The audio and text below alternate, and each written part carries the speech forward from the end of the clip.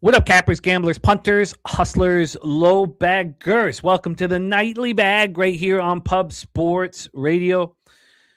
And it's all looking very good. I did give, I did give 2 units back in WNBA, which is unfortunate. Very unfortunate. I just capped it wrong and team total unders when the dream went out right. It didn't have to go out like that, but it's how it is what it is. But we are sitting here. We are sitting here now. Oh, I take that back. We're sitting here now. Oh, I thought I was a little strong. I tripped out there.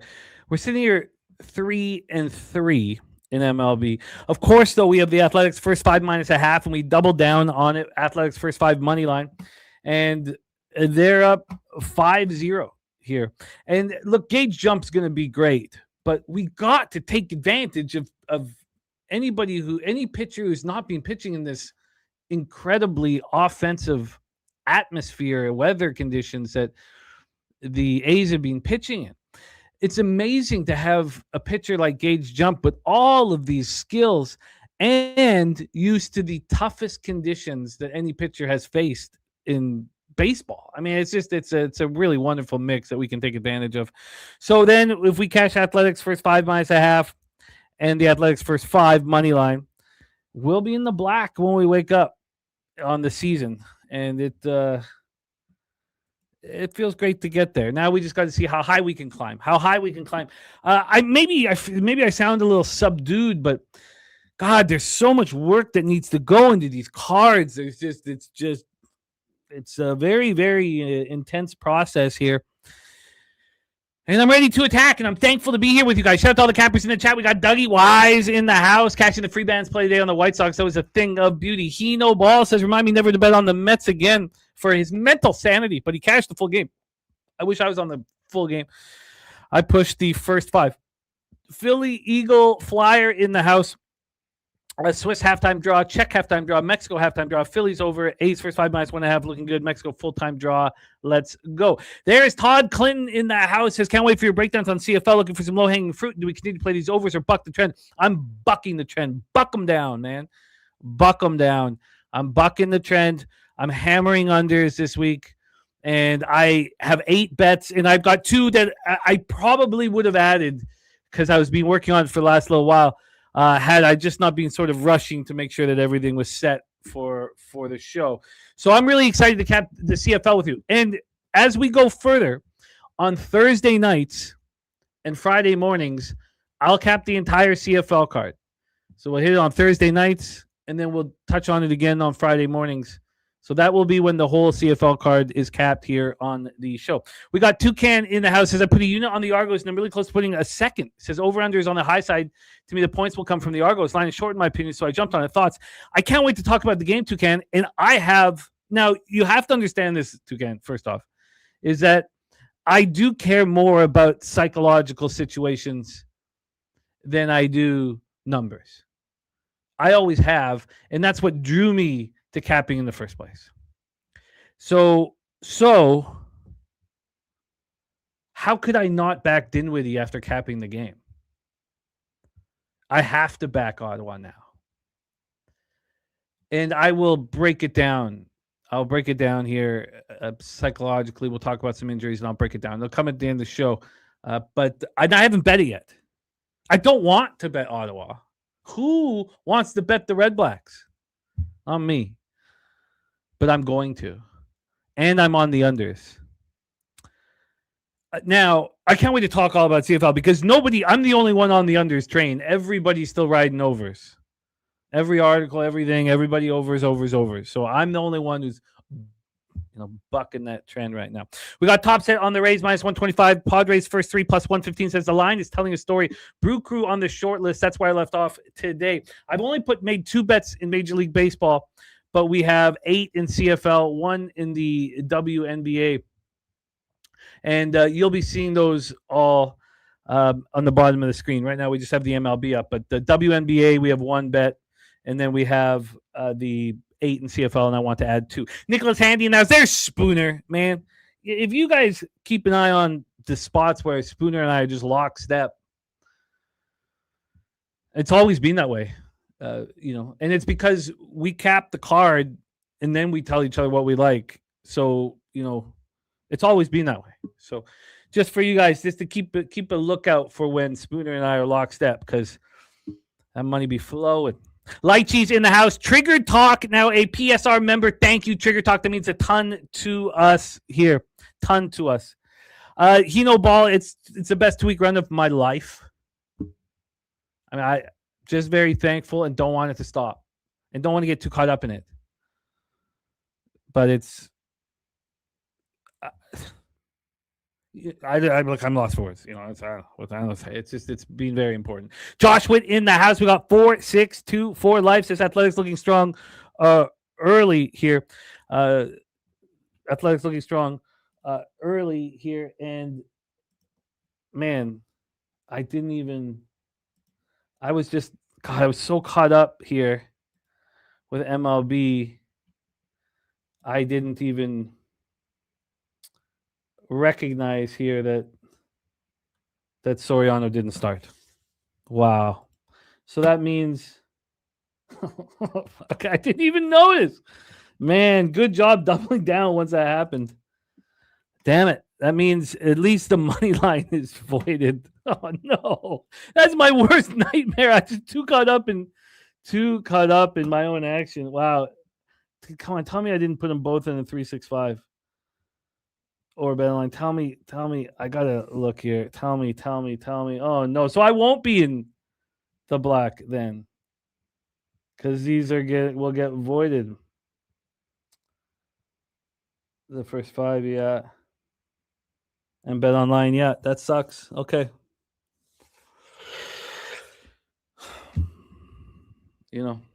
okay, damn it. So I will not be waking up in the black. Okay. Damn it. Okay. Well, it's so funny. 463. You tell me that, and I immediately just start sweating. But look, I still back the listed pitchers. God, the one time I wish I had it in at penny. D Money in the house. Coogee, Cam, Jim Dewigger. You're damn right. We're capping CFL later. Dougie Wise, great to have all of you guys. We got the Wager Detective in the house. We've missed you, Wager Detective. 40 Kid ready to rock says had fun checking out the Discord for the first time. It was great to have you in the Discord. AOD says Mexico with the BS goal. Dougie Wise has added South Korea draw, full game at plus 370. We got the Godfather in the house. Thank you guys so much for joining us. And D-Money says, my bet on the Rose still has. Oh, good D-Money, man. This is all about getting paid. And this has been the best 2-week run of my life. I am astonished here that those two A's bets are voided with the pitching change. God, when did you guys know that the scratch had happened? I never knew. Was there a time? I guess we can't harp on it, but at what time did we know that Soriano had been scratched? God, I should have known. What the hell? Soriano. I just want to grab a time here and see if I could have done anything about this. Oh, set to start Friday. So it wasn't until what time? What time did this? An hour ago? Oh no, Soriano will not make his expected start 2 hours ago. Chest tightness. God damn. I mean, okay. As soon as the line went to minus 190, says top set. Okay, that's okay. That's okay. These things happen.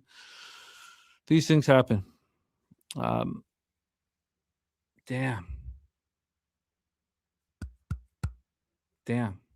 I mean, I could. Okay, whatever. All right. Let's roll on. Great to see you, Wager Detective. All right, let's get to work. Thank you guys so much for joining us. We start at 2:20 p.m. Eastern here on Friday, June 19th. We got G-Biz in the house. Great to see you, G-Biz. Toronto Blue Jays, Chicago Cubs. Jays 36-38, 15-20 on the road. Cubs 39-36, 22-16 at home. We're at Wrigley Field in Chicago, Illinois. Let's take a look at the weather here in Chicago, Illinois. Let's take a look at the weather here for Wrigley Field, and it is the least It's the most run suppressing ballpark here. Most run suppressing ballpark. So let me just move this over here. We have minus 10% runs, even homers, minus 20% doubles and triples, and minus 3% singles. We have Kevin Gossman on the bump. Mr. Kevin Gossman. He is going up against Ben Brown. Gossman is a vet, and this opportunity to pitch at Wrigley Field means a lot to him. He knows that he's in the denouement of his career, and it's been a great career. 3.41 ERA, 1.03 whip, 3.25 expected ERA. He's been everything you could have possibly asked for. I don't need to go in again to what happened when the Jays decided not to re-sign Robbie Ray after the Cy Young Award and to sign Gossman. People lost their minds out here, and they're just a pack of louts, a bunch of idiots. You never, if a guy wins, if you have a career year in your contract year, you thank the person for the services and you say, look, you're going to be priced out now. Last start for Gossman, June 13th, 7 innings, 1 earned run. It was a 3-1 loss at home versus the Yankees, but he was spectacular. It was a bounce back form.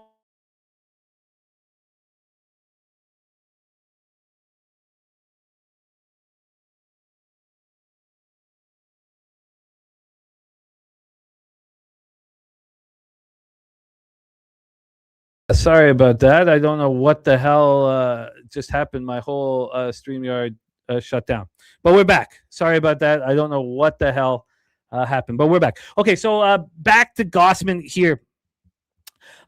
We had back-to-back tough starts. So we had a brilliant start Saturday, June 13th in the loss versus the Yankees. And but that was, a bounce-back start. He had a tough start Tuesday, June 2nd, 4-3 loss at the Braves. He allowed all 4 of those runs over 6 innings. And then he had a tough loss on tough start on June 7th, allowed 4 runs over 5 innings. So it was a nice bounce back start. He had 3 straight really strong starts in a row before the 2 bad ones and then a nice one. I expect him to deliver the goods here. We got authorized here on the Jays money line. We're going to go over the line history and all of that, but let's talk about Ben Brown. He's been very, very good. 1.74 ERA, 0.97 whip. He's got a 3.12 expected ERA.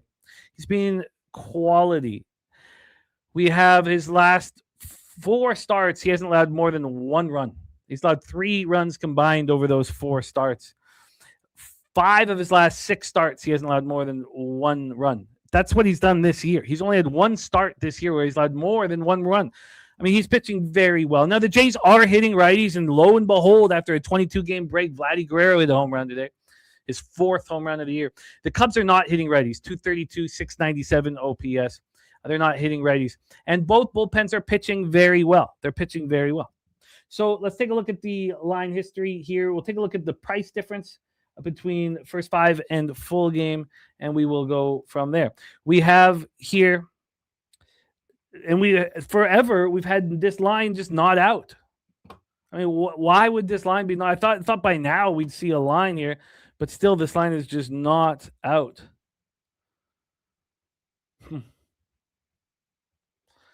So there's nothing we can do. We can't line shot. We can't talk too much about it. We'll just have to roll on here. And the author, I say the best bet for him is most likely the first 5 under. Godfather says no pitcher for the Cubs. Maybe it won't be Ben Brown. So we'll have to wait and see on this one. We'll attack it here in the morning. We got the morning bag at 10 a.m. here tomorrow morning. But I'm interested if it is Ben Brown for both these pitchers to pitch well, but it must not be Ben Brown. Okay, so let's roll on. No line. We don't know why that is. Let's roll on. Next spot on the board, 6:40 p.m. Eastern. The Chicago White Sox 38-34, 14-22 on the road. The Detroit Tigers 30-44, 18-16 at home. We are at Comerica Park in Detroit, Michigan. Also, let me know if I'm having any mic issues. I think I gotta get a new cord or something. I've had some mic issues last couple days, so please let me know in the chat if there needs to be any kind of a replug-in or anything of that sort. And let's roll. So here we go. Fetty going up against Skubal. Skubal, the second start since returning from the IL. Weather-wise here for Comerica Park, as you can see on the screen, plus 5% runs, plus 2% homers, plus 4% doubles and triples, and plus 6% singles. So it's slightly, yeah, Nicholas Handy, it all says that. But, we'd have a line if that was the case. Because Gossman is already in Chicago. He's pitching. So there's got to be an issue with him. We'll see. Hopefully it is Ben Brown. But the line would be out already if it was. You're almost certainly not going to have Ben Brown pitching. But let's talk about Eric Fetty. 4.50 ERA, 1.41 WHIP, 4.53 expected ERA. He was terrible last year. He's shown a couple glimpses of solid starts, a couple glimpses. They lost faith in him mid-May. Started using him as a primary. The first time he was a primary, allowed 8 earned runs over 3 1/3. Then he looked okay in a couple primary spots and one start. He looked okay. His last start, 2 2/3, 6-4 win at home over the Dodgers. He's okay. And he's going up against Tariq Skubal. 2.81 ERA, 0.98 WHIP, 3.24 expected ERA. He missed 6 weeks due to loose bodies in his elbow, and he was the first pitcher to undergo surgery using a nano needle. I don't know a lot about this stuff, so I phrased that wrong. I don't know anything about this stuff. That significantly reduced his recovery time. He made one rehab start at High A, West Michigan during his recovery, threw just 54 pitches, and he did not look good in that 3-1 loss at the Guardians. 4 2/3, 5 hits, 3 runs, 2 of which were earned, just 4 strikeouts, 1 walk. He said that he's fine. He kept saying that he is fine here. 40 Kid says White Sox money line. This is way too high. Skubal still on prove it mode since the return. Jim Duiger on the under 8 here. Josh Witt says on Fanatics, it's Ben Brown. That's great. I'm happy to hear that. I'd love some of these offshores to offer the game here. I am a betting man. So I would bet you that it's not Ben Brown. The line would just be out by now on the offshores, and it's not on any of them. So, but I hope it is. I hope it is. I would probably put time on capping a different game right now, just to ensure that you don't waste your time capping Ben Brown. But however you want to handle it, I respect. So let's roll on. Let's talk about Tariq Skubal. Tariq Skubal, lefty. These guys are not hitting lefties right now. They're not hitting lefties. Well, okay, I take that back. The White Sox are hitting lefties average, but they had been raking lefties for so long, and now they're just average against lefties. The last 30 days, 243, 740 OPS. Tigers versus righties, 224, 710 OPS against righties. So the Tigers are hitting righties poorly, but the White Sox, if we have a vividness bias of them destroying lefties, we should let go of it. White Sox bullpen 3.93 ERA, 1.22 WHIP. Tigers bullpen 4.57 ERA, 1.39 WHIP.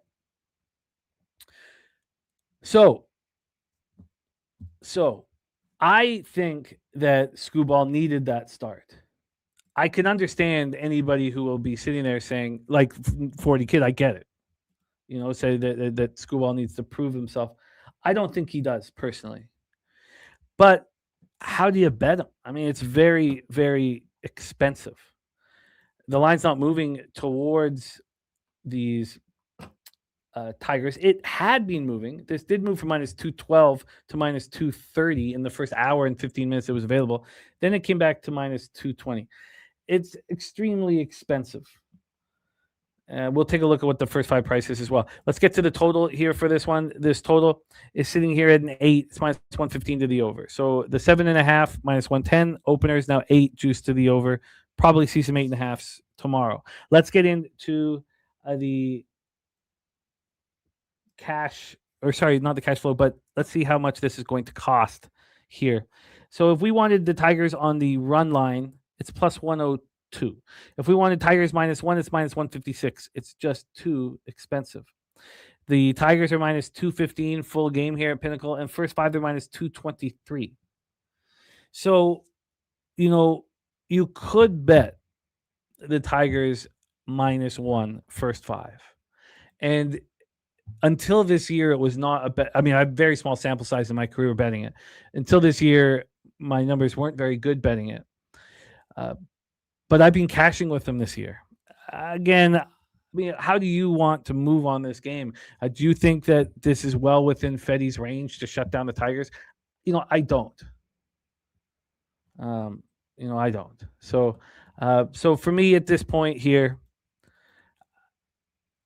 I think Hino Ball saying easy pass. I'm not getting involved in Screwball tax yet. Screwball's really upset with that first start, and he wants to prove to everybody here. So I have some interest in that first 5-1.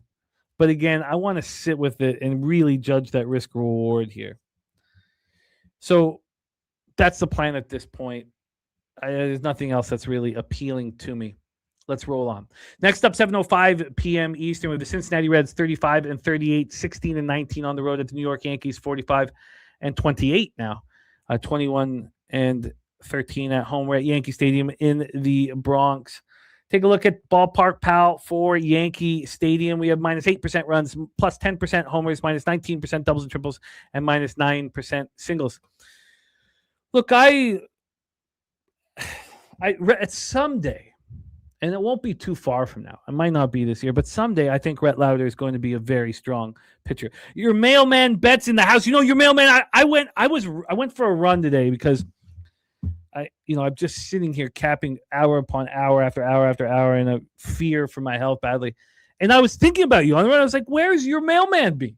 I actually, like 2 hours ago, was like, where's your mailman? I always get uncomfortable, when cappers are rocking with us and then they don't go. I try not to fear anything bad, but I was thinking about you today, your mailman. Great to have you in business here. So Rhett Lauder is someone that I believe in. And Swiggy talking about Lauder's home road splits. Now, again, with 47 innings for Rhett Lauder, again, we didn't see him last year.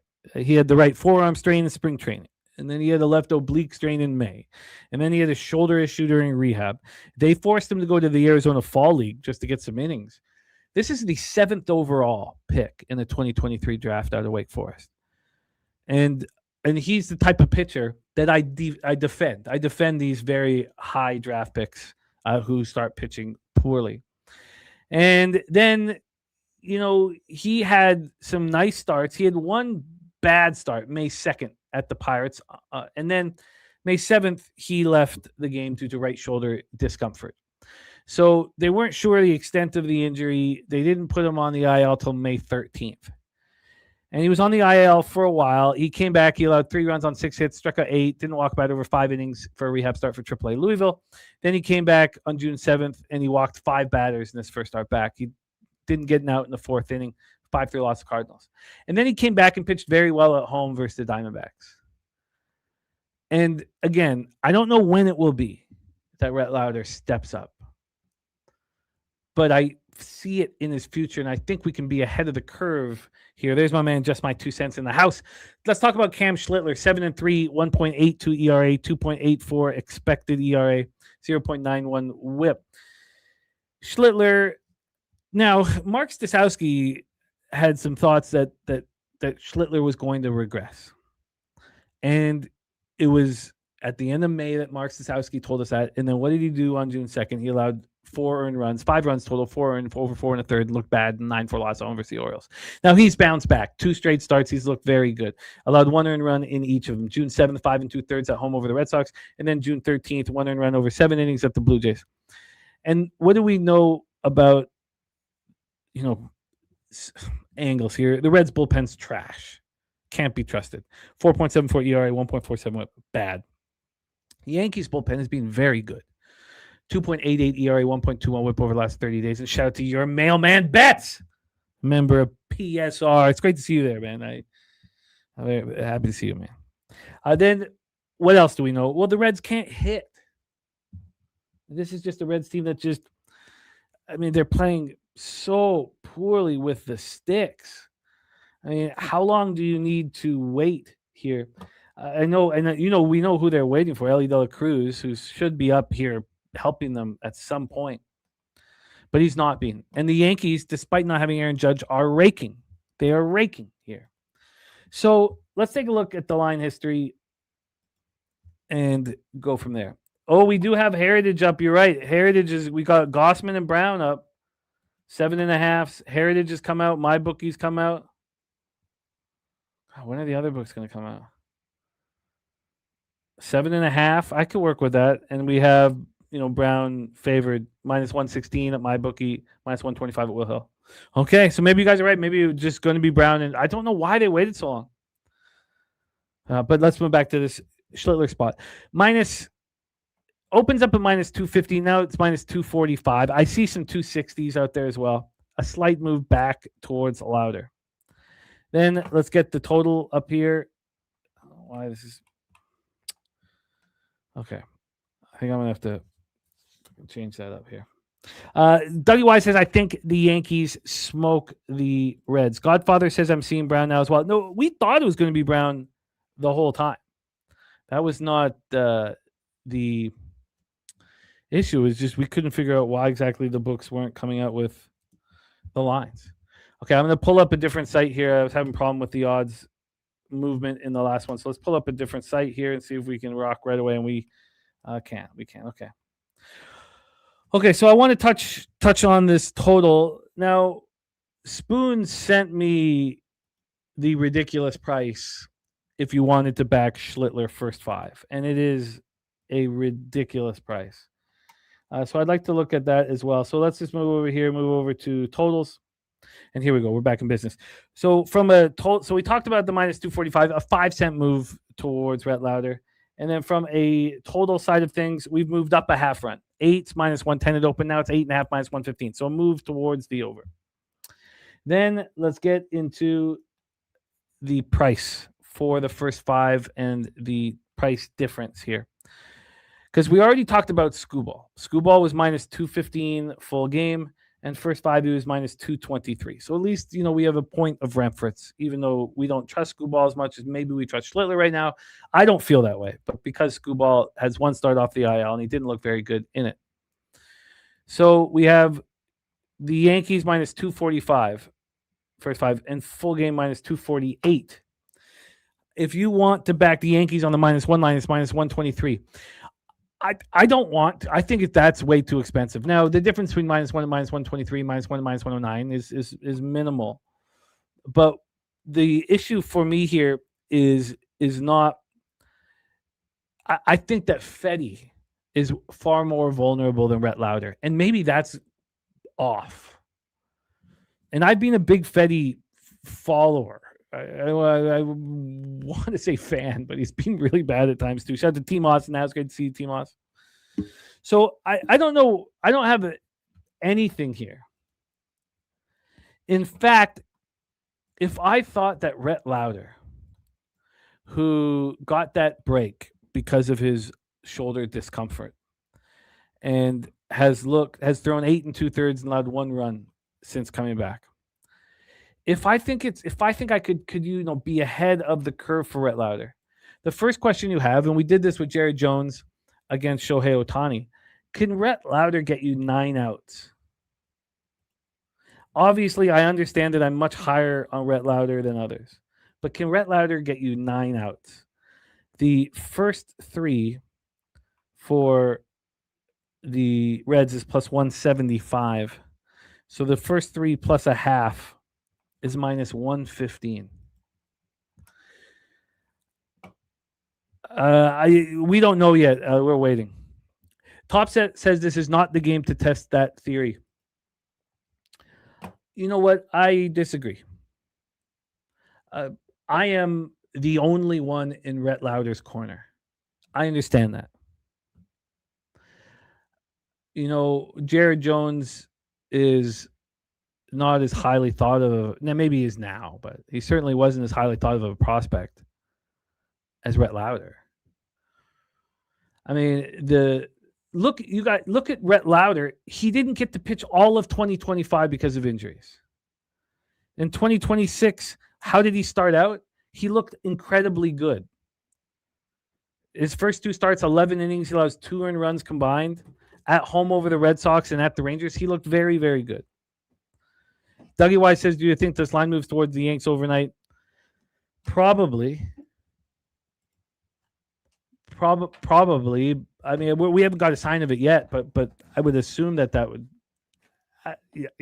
happen. I assume that the Yankees will be used in parlays, be used in a whole bunch of things. So when Top Set warns me about something, I should heed his advice. Yes, on the road in the Bronx. Why wouldn't this be a spot where the 7th overall pick, who hasn't been able to show how good he can be because of all these injuries, why wouldn't he step up at Yankee Stadium? I hear what you're saying.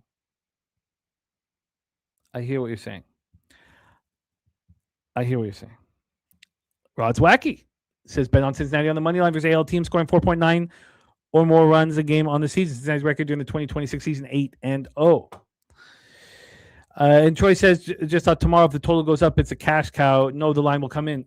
If we see the line moving now, maybe the opening line is big enough for the cash cow, but you'd like to see the line move towards, and you'd like to see public all over the Yankees, which they probably will be. I'll tell you this. I am interested in putting my money where my mouth is and backing the Reds first 3 plus a half. And I know that I'm the only person in Rhett Lauder's corner right now. I get it. Let's roll on.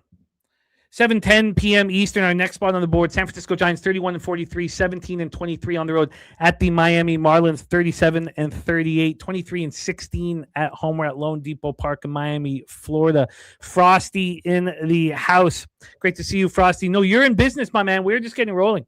And also, Rod Zawacki saying Reds 17-10 in interleague games. Also, please let me know if I'm having any mic issues, as there's been some problems with it the last few days.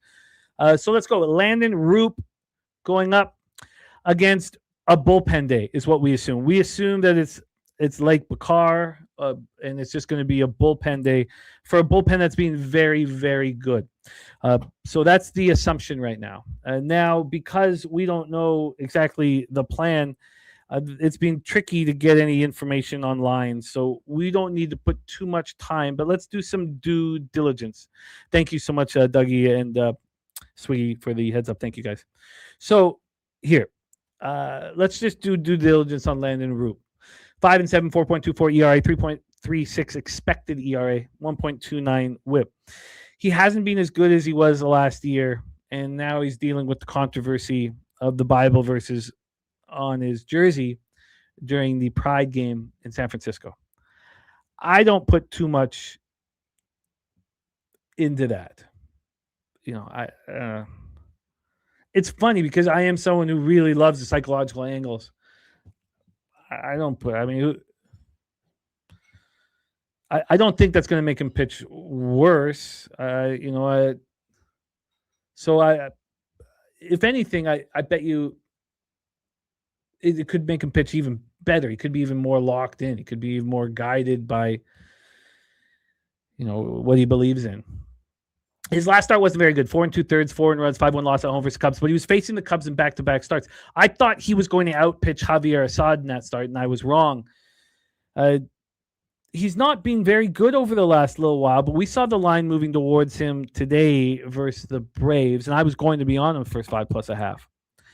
The Giants, well, let's go to the bullpen. The bullpen is a problem for the Giants, and the bullpen's been very strong for the Marlins. So there's an advantage for the Marlins there. I like bullpen days and backing teams on bullpen days. I think they can deliver in these spots. And Rod says, did the Giants fly to Atlanta, then have to fly right to the Marlins? That's exactly probably what happened here. In top set, Miami to make the playoffs at plus 700 for our guy Elio. So then let's talk about the sticks. We know the Giants are raking. Righties, lefties, it doesn't matter. And they're going to see both sides on a bullpen day. 283, 833 OPS versus righties, 277, 838 OPS versus lefties. And the Marlins are not hitting with power right now. 239, 709 OPS. So Frosty says this might be a good over right here. It's possible that this is a pretty tired Giants group. It's also a bullpen day for a bullpen that I really like. I think that they can handle this, without any kind of problem. Coming off of a day off, both teams off of day offs.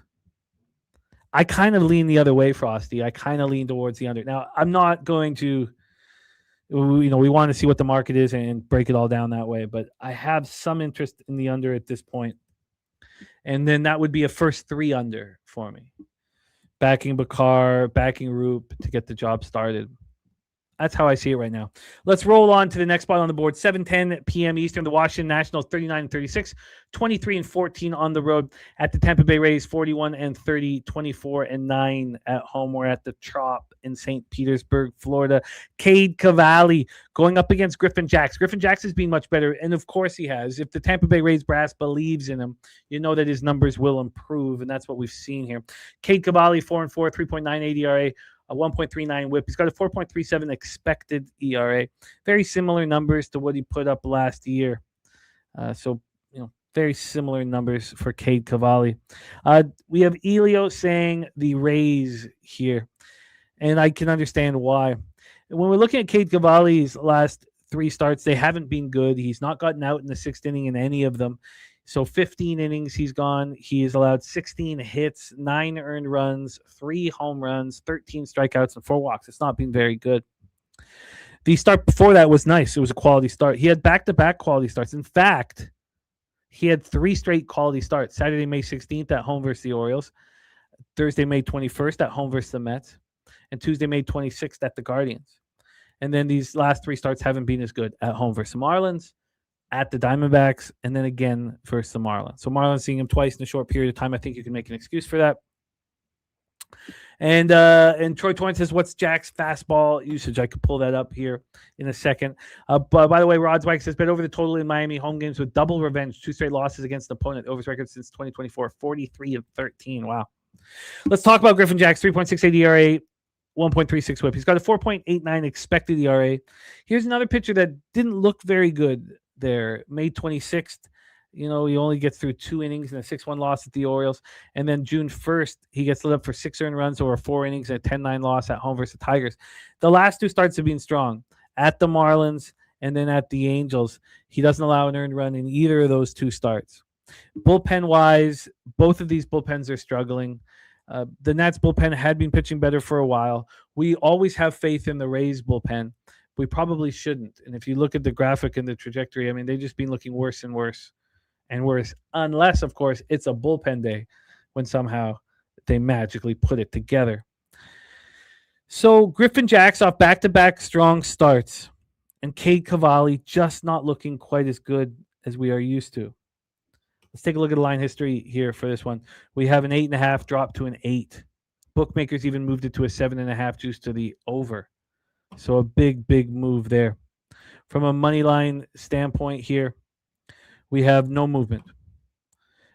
Griffin Jax opening up minus 125, now minus 122. And Griffin Jax fastball and sinker usage up to 40%. So Troy's saying it's up 7 or 8% in just 3 starts. He says that's a great sign. And it's okay to lean Nats here, Nicholas Handy. Again, I will bet you that on the bets that you have the conviction that you really believe in to go up against my analysis, you'll have a positive ROI. It'll be a great spot for you. So just ask yourself, it's great to be questioned. We do a lot of that on our show, questioning whether, we're on the right side. It's great to be questioned. So it should only just build conviction. And if you have it, you attack it. Now, Topset says, where is the money here? I've not been using it on these late shows at all. I haven't even really been using it that much on the morning shows. It's, it's a 49 unit run over 2 weeks that I'm on in baseball, and it's without the use of the cash flow, which is nuts, but it's the way it's going. Here for this one, let's go over to the. Where's the here we go. 69% of the tickets and 90% of the cash early is on the Tampa Bay Rays. 92 and 92 on the over, and we've dropped towards the under here. Rod's Wax says bet over the total in Cade Cavalli starts when pitching in night games. Over his record during the 2026 season, 6-0. Nicholas Handy says Tampa Bay has 0 experience versus Cade. I mean, you would say the same thing about these Nats pitchers. They're not going to have any experience against interleague spots. I mean, that's just what I wouldn't. I wouldn't put too much onus on that. So, again, we've had a move to the under, even though they're telling us the money's on the over. And we've had a very, very slight move towards Cade Cavalli. So let's take a look at the price difference here. First 5 and full game over at Penny. And what we have is the Rays minus 123 full game and first 5 minus 123. I kind of like what you guys are thinking about Griffin Jacks, but I want to see the books tell us that there's an advantage first 5, and they're not doing that at this point. So I'm certainly not going to bet this tonight, but I'll just leave the Rays first 5 with a bunch of question marks at this point. Rod, I hear what you're saying, but I find it extremely useful. If you can trust the sample size, I find it extremely useful, and so I hear what you're saying, Rod, and I know that you don't use it at all, and you say trust the cap. I think that the cash flow and the money it can be part of the cap, and it probably should be, and if we're dealing with a market that is a few days to marinate, you can trust it more. In NFL, in NBA, WNBA, when you got a couple days here, but I hear what you're saying, and I know that you're on the side of focusing solely on the cap. I'm never going to let go of wanting to know where the money is, but it's tricky when we don't know if these sites are being audited. So I hear what you're saying, my man. All right, let's roll on. Next up, Milwaukee Brewers, Atlanta Braves, Truist Park in Atlanta, Georgia. We have. And Frosty says Rays being a minus 123 favorite at home is all Frosty needs to know. The Nats are 23-14 on the road. Are they the best road team in baseball? I mean, I know they had a better road record than the Dodgers there for a while. I hear it though. And Wager Text says Cavalli fan here won't overthink it. Nationals here. Nationals 5-0 last 5 road games off of rest. And then Rod says it makes you feel better when it matches the cap. So 100% get it. Also, look, we know spots here, like, the Twins game on, when was it? On Tuesday, I think it was. It was the Zebby Matthews start, and the public was all on the other side, and the line moved 10-15 cents towards the Twins. I mean, they're not always there, but when they're there, you're like, well, obviously the books are opening up their arms to cash flow from the gamblers on one side. But look, I'm very reticent of what's gone on the last 2 weeks, and it has been straight capping with no look at the cash flow, and it's exciting. And I'm thankful. Let's roll on, though. Next spot on the board here is the Mizorowski start. Now, the last time we had Mizorowski, there's our guy Wine Time Sports in the house. The last time Mizorowski started, and we should touch on Truist here at first, and then I'll go into this, wax on Mizorowski's last start. I mean, there's no better pitcher in baseball right now. Truist Park, even runs, plus 3% homers, minus 3% doubles and triples, and even singles. We have a lot of books not opening up this line. I don't know why. I don't know why they would be so hesitant to do so. I would love to see. Oh, we have a line down there. So DraftKings has opened it up. I'd question Pinnacle and 365 didn't have it up. BetOnline did. And Pinnacle still doesn't have it up, the game. And then 365 does have it up. Okay, good. So let's go. Let's get to work here. We have our guy Elio saying this guy is the golden goose. He's absolutely incredible. I mean, this guy is just an absolute monster. There's no one pitching better than him in Major League Baseball. And I wanted to talk about the last time he started because it was against Painter. And Painter's being terrible. And I still cashed the first 3 under 2.5 at minus 135. Painter did allow 2 runs, but of course Mizorowski allowed none, which is what he's been doing constantly. Now, we don't have first 5s up. We don't have any of that right now. We don't have first 3s. We don't have first 5s. It's not a market that's been marinating for long.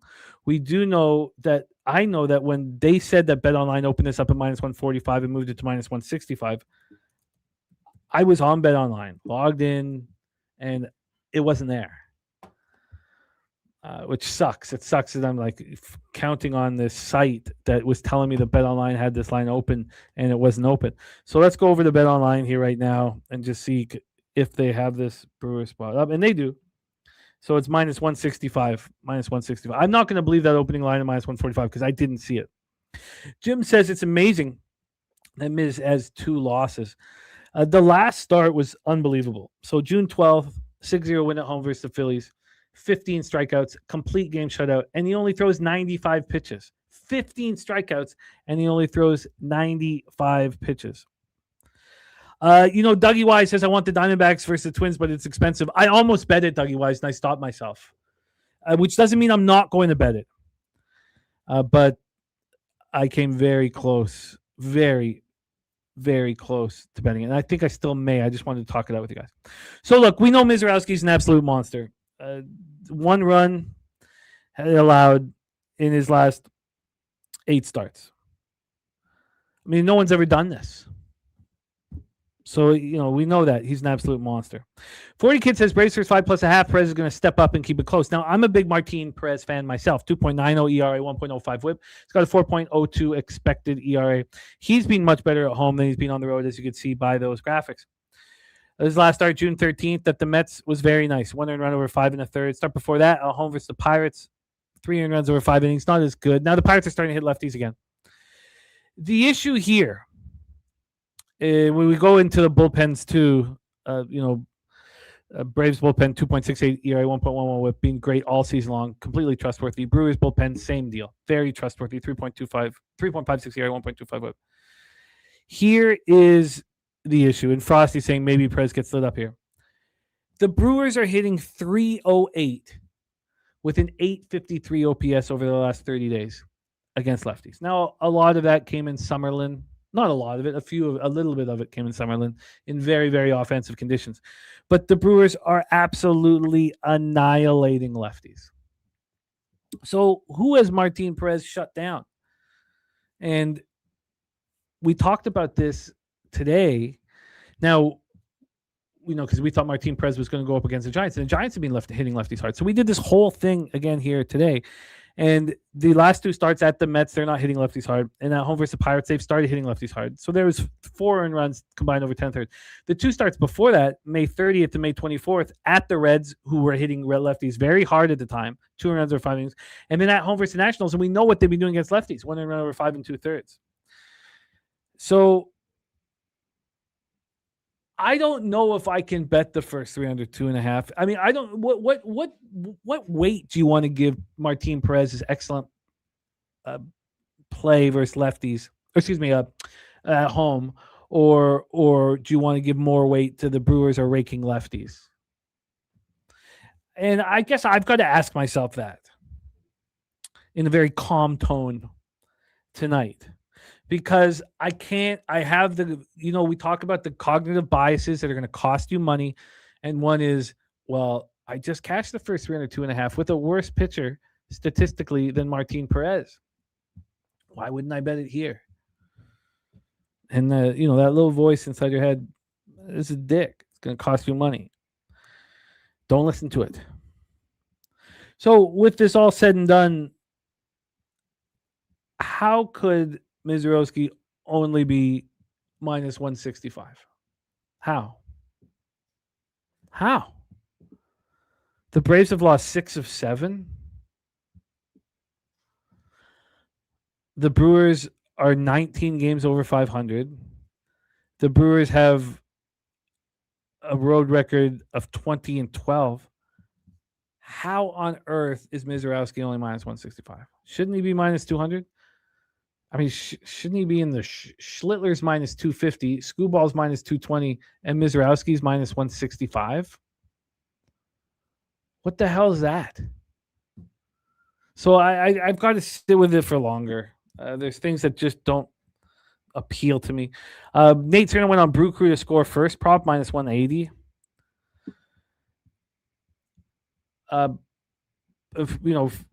Frosty saying because they're playing on the road. You think that Schlittler at home should be a full $1 more expensive than Mizorowski and the Brewers, who are 8 games over 500 on the road. I mean, that's a good point, of course, but it doesn't make sense to me. We have a pitcher who's allowed 1 earned run over his last 8 starts, and you can back him right now against a journeyman who's not part of the 5-man rotation for the Braves. You can back him at minus 165. Wager Tech says Brewers 9-2 last 11 road night games. You can't find a statistic that will tell you that the Brewers aren't monsters. And Elio saying Mizzo's always a minus 200. There's our guy WT. Now I don't know if you had the list your pictures, but the pick for the Tamarino Leche girls was the A's first 5. So hope those girls are sudsing up as we speak, man. So look, I'm going to need to sit with this game longer. Now, I expect that we are going to wake up tomorrow morning and the Brewers are going to be minus 200. But why did it open up at minus 165? I mean, so we're going to move past it at this point here. Now let's talk about a bet I've made finally. Now, I do have 8 bets in CFL that we're going to talk about, 1 bet in the WNBA that we're going to talk about. But let's talk about this spot here. By the way, Rod Swag says bet over the total in Atlanta games after a 5-game span with an on-base percentage of 285 or worse.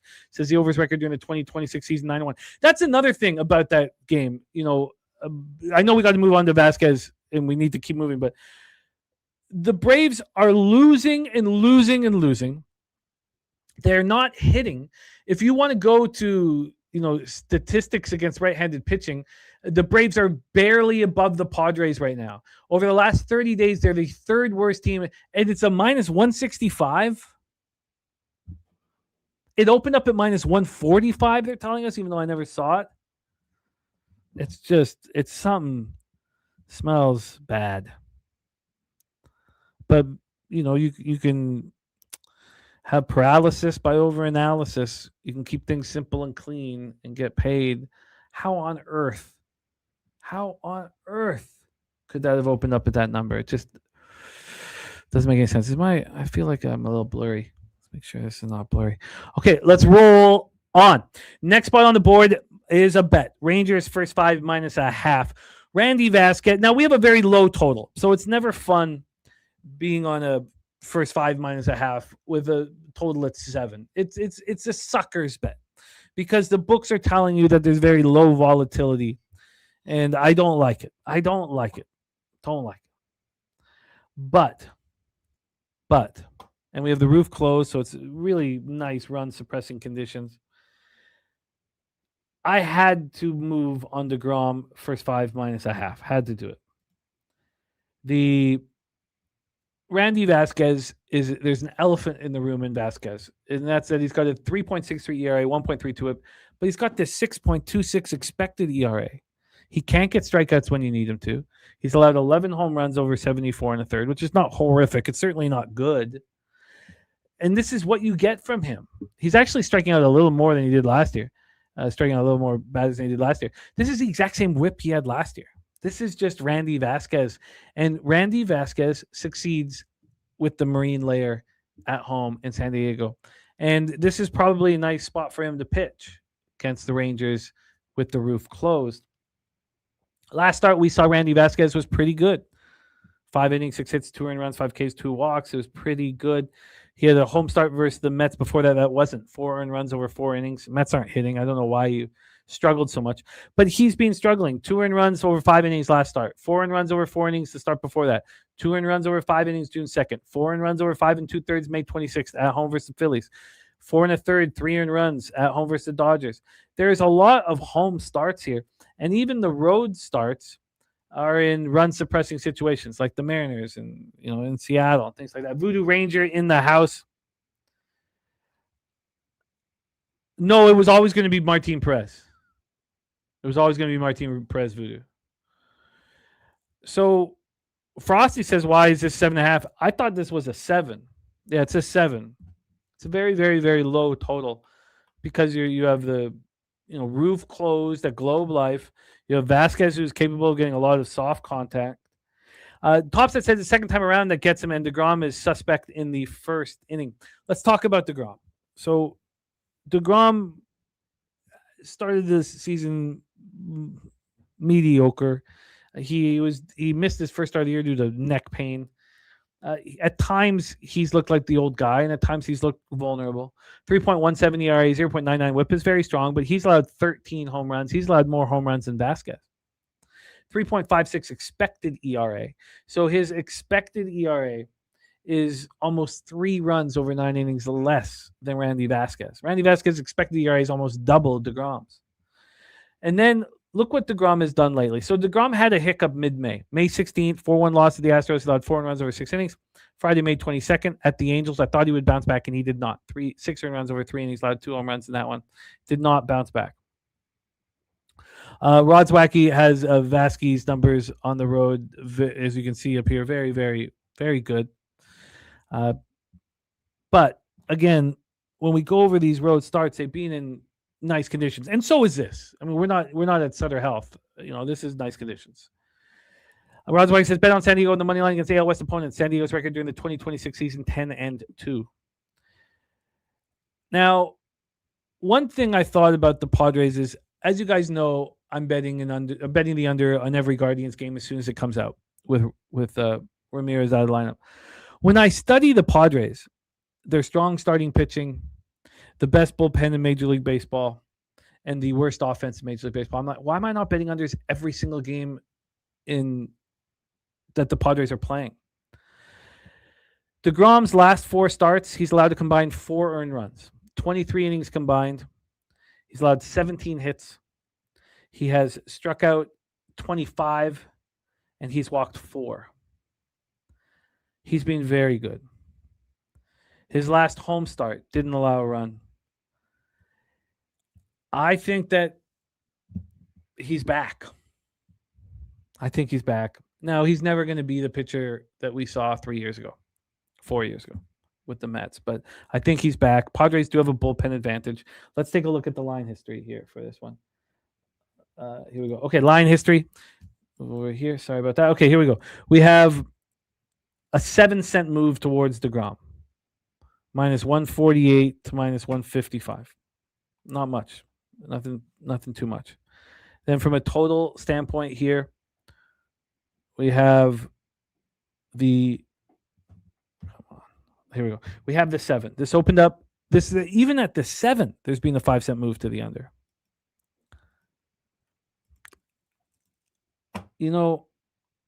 It's such a low total. It's so low. And I often tell you guys that I want things to be expensive. Well, this is really, really expensive. Let's take a look at what this first 3 under is. First 3 under for DeGrom and Vasquez. Hopefully it's out. They should be out by now. Wow, it's still not out. The books are being very hesitant. Oh, no, we have the first 3s, okay, and the first 5s. Okay, here, we just don't have first innings and other starts. Okay, so first 5 under is 3.5, heavily juiced to the over. You could turn it into a 4 easily. The first 3 unders minus 150. I don't mind it. Yeah, Seabaugh, he is phenomenal. And the fact that Gage isn't getting me paid because these bets were voided makes me want to smash something, but it is what it is. So with this all said and done, I'm interested in unders. Rod Zwacky's confidence in Vasquez on the road, getting the soft contact. I'm already on the Rangers first 5 minus a half, but I think unders can be bet. First 3 under, full game under. I mean, the Padres are as meek with the sticks as you could possibly imagine. They're terrible. And it's not like the Rangers are ripping the leather off the ball. The Rangers are hitting 241, 667 OPS versus righties. Christopher Williams in the house. Respect. And Swiggy says Rangers bullpen's being beat up over the last little while's only worry. I mean, I hear it. I hear that. And they did play today, which is too bad. Let's see who they used today.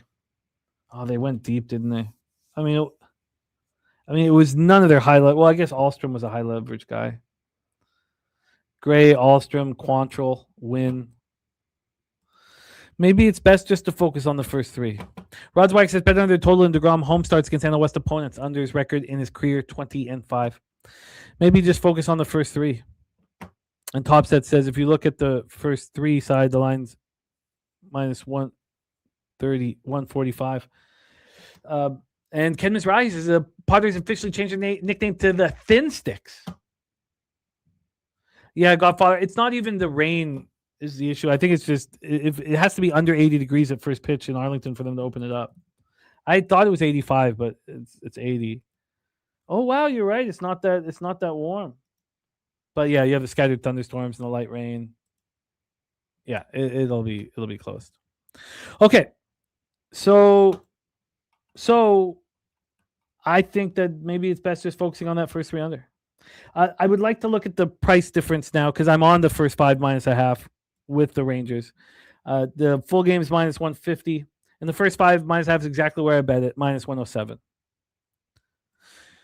And how much do I want to invest in this? I kind of want to keep hammering unders, though. I think that the market can't correct themselves in the Guardians games. And I would bet heavily that if I bet every single under in every Guardians game that they play, I'm 2-1 right now without Ramirez, that I'm going to be in the black. And with the way the Padres are hitting and with the way their bullpen is pitching, why wouldn't that be the same? And it's so low. You know how many overbettors are going to salivate over a 7 with a 6.26 expected ERA from Randy Vasquez? Now, again, we know what happens to Randy Vasquez is lefties can hurt him badly. And so you have Jock Peterson, you have Nemo, you have Smith and Osuna. That's one weak-ass group of lefties. That's the nail in the coffin. It should be bet. Topset says first 5's minus 185, and first 3's minus 145. Interesting. I've got minus 170 for the first 3. When you see differences like that, you should fucking hammer it. I've got the first 5 minus 160. I got very different numbers there. Isn't that wild, Topset? And that's just 365 because they're the ones that I'd make my bet first 3s. Okay, I digress. Let's move on. I'm going to add unders. I'm going to add unders in Texas. Let's move on. Guardians, Astros. We're at Daikin Park in Houston, Texas, where the Astros are still under 500, 18-20 on the road. Guardians, 2 games over 500 on the road. Big Baby in the house has not touched Atlanta with the storm just hit. I will copy and paste that and look into the storm. Obviously, their game was canceled today. I don't know why that would get you off of them, but I will copy and paste that and look at that here this evening while I'm putting my action in, Big Baby. Thank you for joining us. Okay, Guardians, Astros. So I'd already put it out. I'm just going to bet unders at first opportunity immediately at about 12:45, 1 p.m. every day for the following day. I got the under 8.5 at minus 115 here for this one. Let's take a look at let's just set up the game first. We got Tanner Bybee, a pitcher I really like. You'd prefer to back him at home, but I really believe in Tanner Bybee. 3.96 ERA, 1.18 whip. Now, he's been allowing a lot of home runs this year. I'm not sure why. His expected ERA, 4.69. He had a really ugly run there late April where he was just getting destroyed. Since then, he's been really good. He has one bad start, May 25th at home versus Nationals, and I can't figure out what the hell happened to him in that start. But other than that, he's been lights out. If you want to go through just how good Bybee's been, May 3rd at home versus the Brewers, 1 earned run. Now, something happened in that game. What the hell happened? Was it rain? I forget. So maybe took a liner back. I can't remember, but he only went 3 2/3. Not because he was pitching poorly. Something happened. May 9th, 2 earned runs over 4 innings at the Marlins. Again, I don't know why he went so short. Then no earned runs over 5 innings at home versus the Orioles. 2 earned runs over 5 innings at home over the Mets. Gets lit up by the Nationals. 3 earned runs over 6 innings at home versus the Red Sox. No earned runs over 8 innings at the Rangers. 2 earned runs over 7 innings at home versus Tigers. He's pitching very, very well.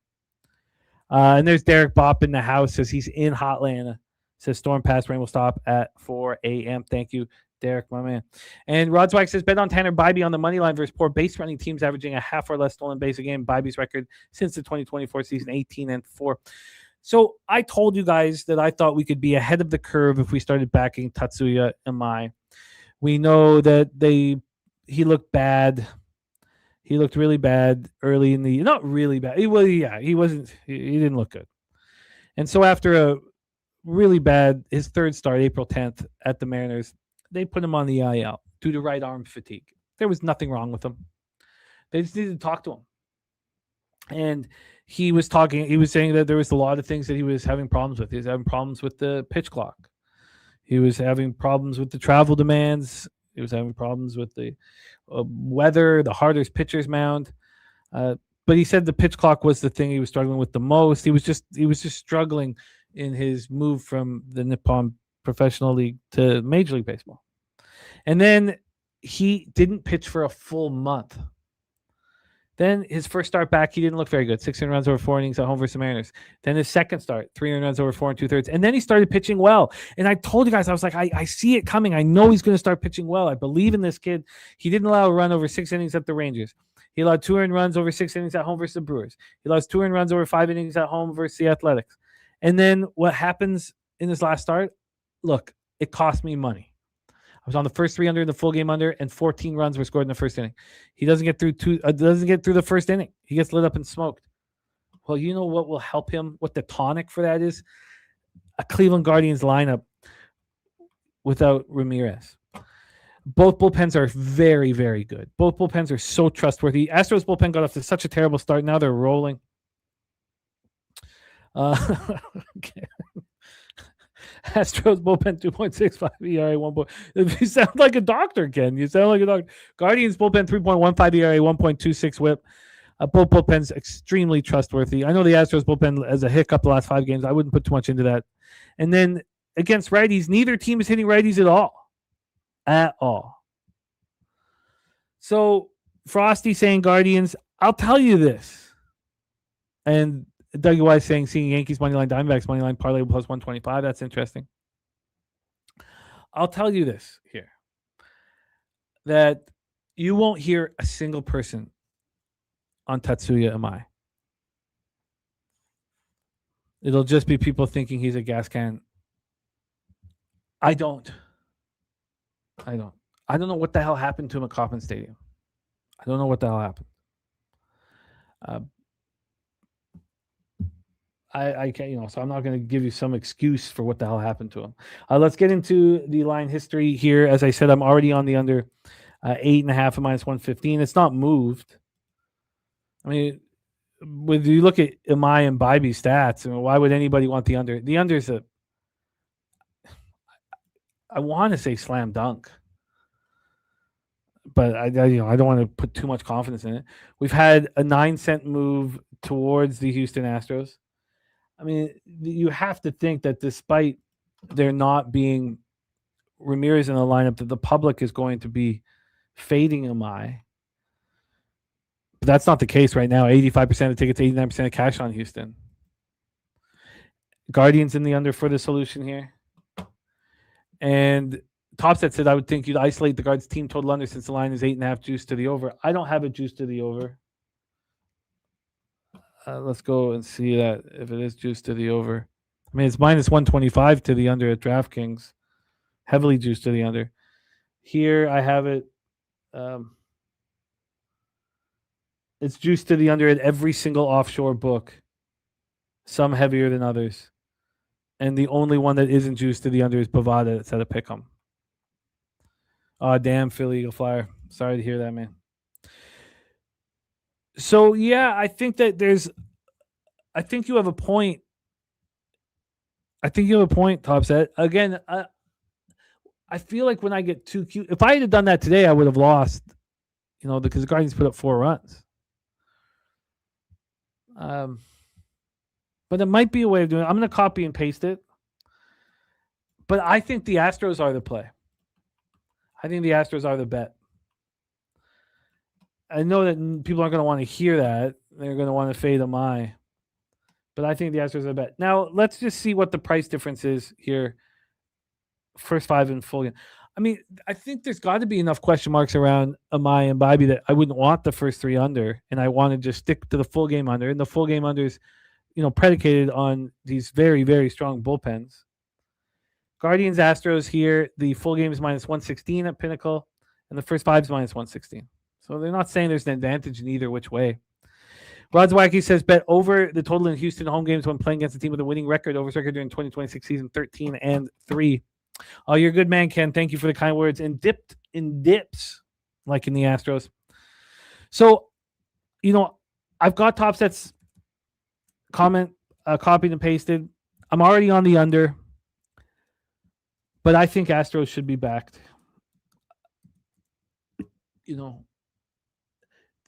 Beating the Brewers, it appeared meant a lot to the Guardians. Winning that game. Now, again, it wasn't a divisional battle, but it appeared it meant something to them. This is an out-of-division American League game. I mean, do they care that much about going to Houston right now? They just care about keeping their head above water before Ramirez gets back. And they're sitting here 4 games over 500 in a very weak division. So I like the Astros. I wouldn't mind seeing what the market does with it all. And Jim Dewigger agreeing on the over. Frosty agreeing on the over. Rod's Wacky giving you the angle on the over. Solution on the under. And the under is going to cash. And the ROI, so on these games with Ramirez out of the lineup, I'm going to hit at least 60%. And I think I'll hit about 63, 64%. That's my expectation. But I can understand why you guys see these 2 pitchers and think gas cans. Rodzwag says, bet over the total in Tatsuya and my starts for Snail team with a team batting average 260 or worse. Over his record during 2026 season, 7-0. Yeah. So, it's part of the fun. And I'd like, I hope I don't bother you guys when I talk about, not wanting, but being on the other side of your action. I'm certainly not fading you guys. I just see it differently. And I guess I won't double down on the first 300, but I'm interested in adding the Astros. The average score of these games for Amai's team here, 7.9 with the opponents at 5.3. And again, when we look at these games for Amai, and Rodswag and I've done this in Amai starts, but we went over this whole thing. 16 runs were scored against the Angels. 16 runs scored here. AL team there. 16 runs scored. That was his very, very first start in America. I remember watching it from the bar with Spoons and Dutch and Dabby Cab and TJ. I think TJ was there. I remember watching it all. Jose, Jeff Slaughter. His next start, 11-0 win at the Athletics. Then 9-6 loss at the Mariners, 15 runs there. So let's roll on. It's going to be fun. But I'm already on the under, and I'm really confident in it. I can understand you guys. And remember, if you have the conviction to go up against me ever, you're going to have a positive ROI. It's all about conviction. Do you trust it enough? Let's roll on. 8:15 p.m. Eastern with the St. Louis Cardinals, Kansas City Royals, Kauffman Stadium in Kansas City, Missouri. Shout out to my man Top Set, cashing very comfortably here on the Frosty. I would wait though if you're on the Guards money line. That move towards the Astros it's pretty clean. So I would be patient. I would be patient here. And look at Rod saying that he's not even on the Guardians game. He's just giving us angles and stuff like that, which is great. He says bet under the total and Steven Vogt road games where starting pitchers gives up 5.5 or less hits to start. On his record as manager of Cleveland, 67-32 here. Okay, so let's roll. Kauffman Stadium. We know that they brought the fences in. It hasn't helped this weak ass Royals lineup from putting any runs on the board. Sal Perez hitting under the Mendoza line's terrible. They're dealing with injuries. Now Caglianone's starting to hit, but it's not enough here. I would like to look at that myself here for Kauffman Stadium. plus 1% runs, plus 9% homers, plus 4% doubles, triples, minus 4% singles. Then we have two very interesting pitchers here. Michael McGreevy, similar to Randy Vasquez, soft tosser, terrible expected ERA, and really good numbers. 2.99 ERA, 1.11 whip. It's got a 5.61 expected ERA. I mean, it's funny how everybody's waiting, especially the Sharps, are waiting for McGreevy to start getting touched. And he doesn't seem to be getting touched. Now, he did look like it was going to happen. May 14th. I guess May 14th. May 20th. He allowed 10 hits in 5 innings, 3 earned runs, 7-0 loss home to the Pirates. Then he allowed 5 earned runs over 4 innings at the Brewers. And you're like, okay, it looks like that expected ERA is going to catch up to him. Then it stopped. He started pitching well again. He is now throwing 3 straight quality starts. Now, he just won't get you the big strikeout, but it'll get you a bunch of soft contact. Let's talk about Seth Lugo on the other side here. 3.86 ERA, 1.35 whip. It's got a 5.32 expected ERA. So you have these two pitchers with real nice numbers, but expected ERA extremely high. You have Seth Lugo coming off the 7-day IL with the concussion. That happened in his last start, June 10th, against Texas. He said he felt fine, but it's, I think he's going to be fine. I doubt there's any kind of limitation on him here. And Topset said, just like Vasquez, the second time you have to worry about McGreevy. Rod Zwacky says he loves the under here. He says, bet under the total in Michael McGreevy starts in the first half of the season. On this record during 2026, 12-1 here. And Godfather says, I just remembered that tomorrow is DeGrom City Connect bobblehead giveaway. He says, I'm planning for him to shove. They will be in the City Connect jerseys. Oh, thank you for the heads up there, Godfather, my man. I need to copy and paste that here so I can mention that in our morning show. It's great, man. You got the Godfather. He's in Fort Worth. He knows this Arlington, Texas baseball team inside and out. Let me just move that stat above the Rangers game here. Thank you, Godfather, for that info. And Rod's White says, bet under the total in Kansas City games as an underdog of a plus 100 to plus 150 on this record during 2026 season, 25-10. Okay, got that locked in. Thank you, Godfather. Back to business, though, here with McGreevy going up against Lugo. Lugo, again, coming off the concussion. And he hadn't been, he's been okay. He's been okay. He got the season off to a really good start. He looked extremely strong through 5 starts. Then he gets touched up for 7 earned runs over 6 1/3 at home versus the Angels. Bounces back with a good start at the Mariners in a run-suppressing environment, and then gets touched up again at home versus the Guardians, gets touched up again at the White Sox, and then he's kind of righted the ship here late May and early June. Royals bullpen's absolute trash. Just a serious problem. 5.53 ERA, 1.59 whip. And then we have a Cardinals bullpen that's been pretty good. Frosty here on the Cards money line. And nice. Godfather going to be at the game. I love it. So Royals versus righties, 243, 696 OPS. They're not hitting hard. They're not hitting with power. And the Cardinals are hitting pretty well, 257, 30 OPS. Now you can see the Royals numbers have climbed heavily the last 10 games. I don't know how much to put onus to put onto that. Now, again, you guys are going to hear me give you the 30-day breakdowns all the time. But, TJ, who has got a unit size much higher than me, my dream is to get up to TJ's unit size, and he only cares about 15 days. So, again, I will give you more. I want more sample size. It's not for everybody. And Swiggy says low slugging for the last 5 games. They have no power. They have no power whatsoever. So we have McGreevy versus Seth Lugo. Let's go into the line history here for this one. We have this total flying, skyrocketing. Opened up at 8.5 at -110, which I think is the fair line. We talk about these first threes that open up -120 each side. They open up at a fair line, and they let the Sharps move it. Well, the Sharps have moved this to the over. And again, in all of McGreevy starts, Sharps are either fading him or moving it to the over. Now we have a spot where both McGreevy and Lugo have the high expected ERA. Now we have, so it opens up 8.5 at the pick'em. Now it's a 9 -120 to the over, and 9.5s are on the board. The 9.5s are plus money to the over and -125 to the under. So they're not real, but you could say it's a 9.25 that's gone up 3/4 of a run. So that's going to take me off of the under. Now, I understand that you can have conviction and go up against these line moves in cash. So I get that, completely understand that. And we have a 12-cent move towards McGreevy, minus 113 to minus 125. That's a bit of a surprise. Shout out to Jesse Dykstra, says Brewers, Braves under has to be considered. It says also the Mariners, Red Sox under.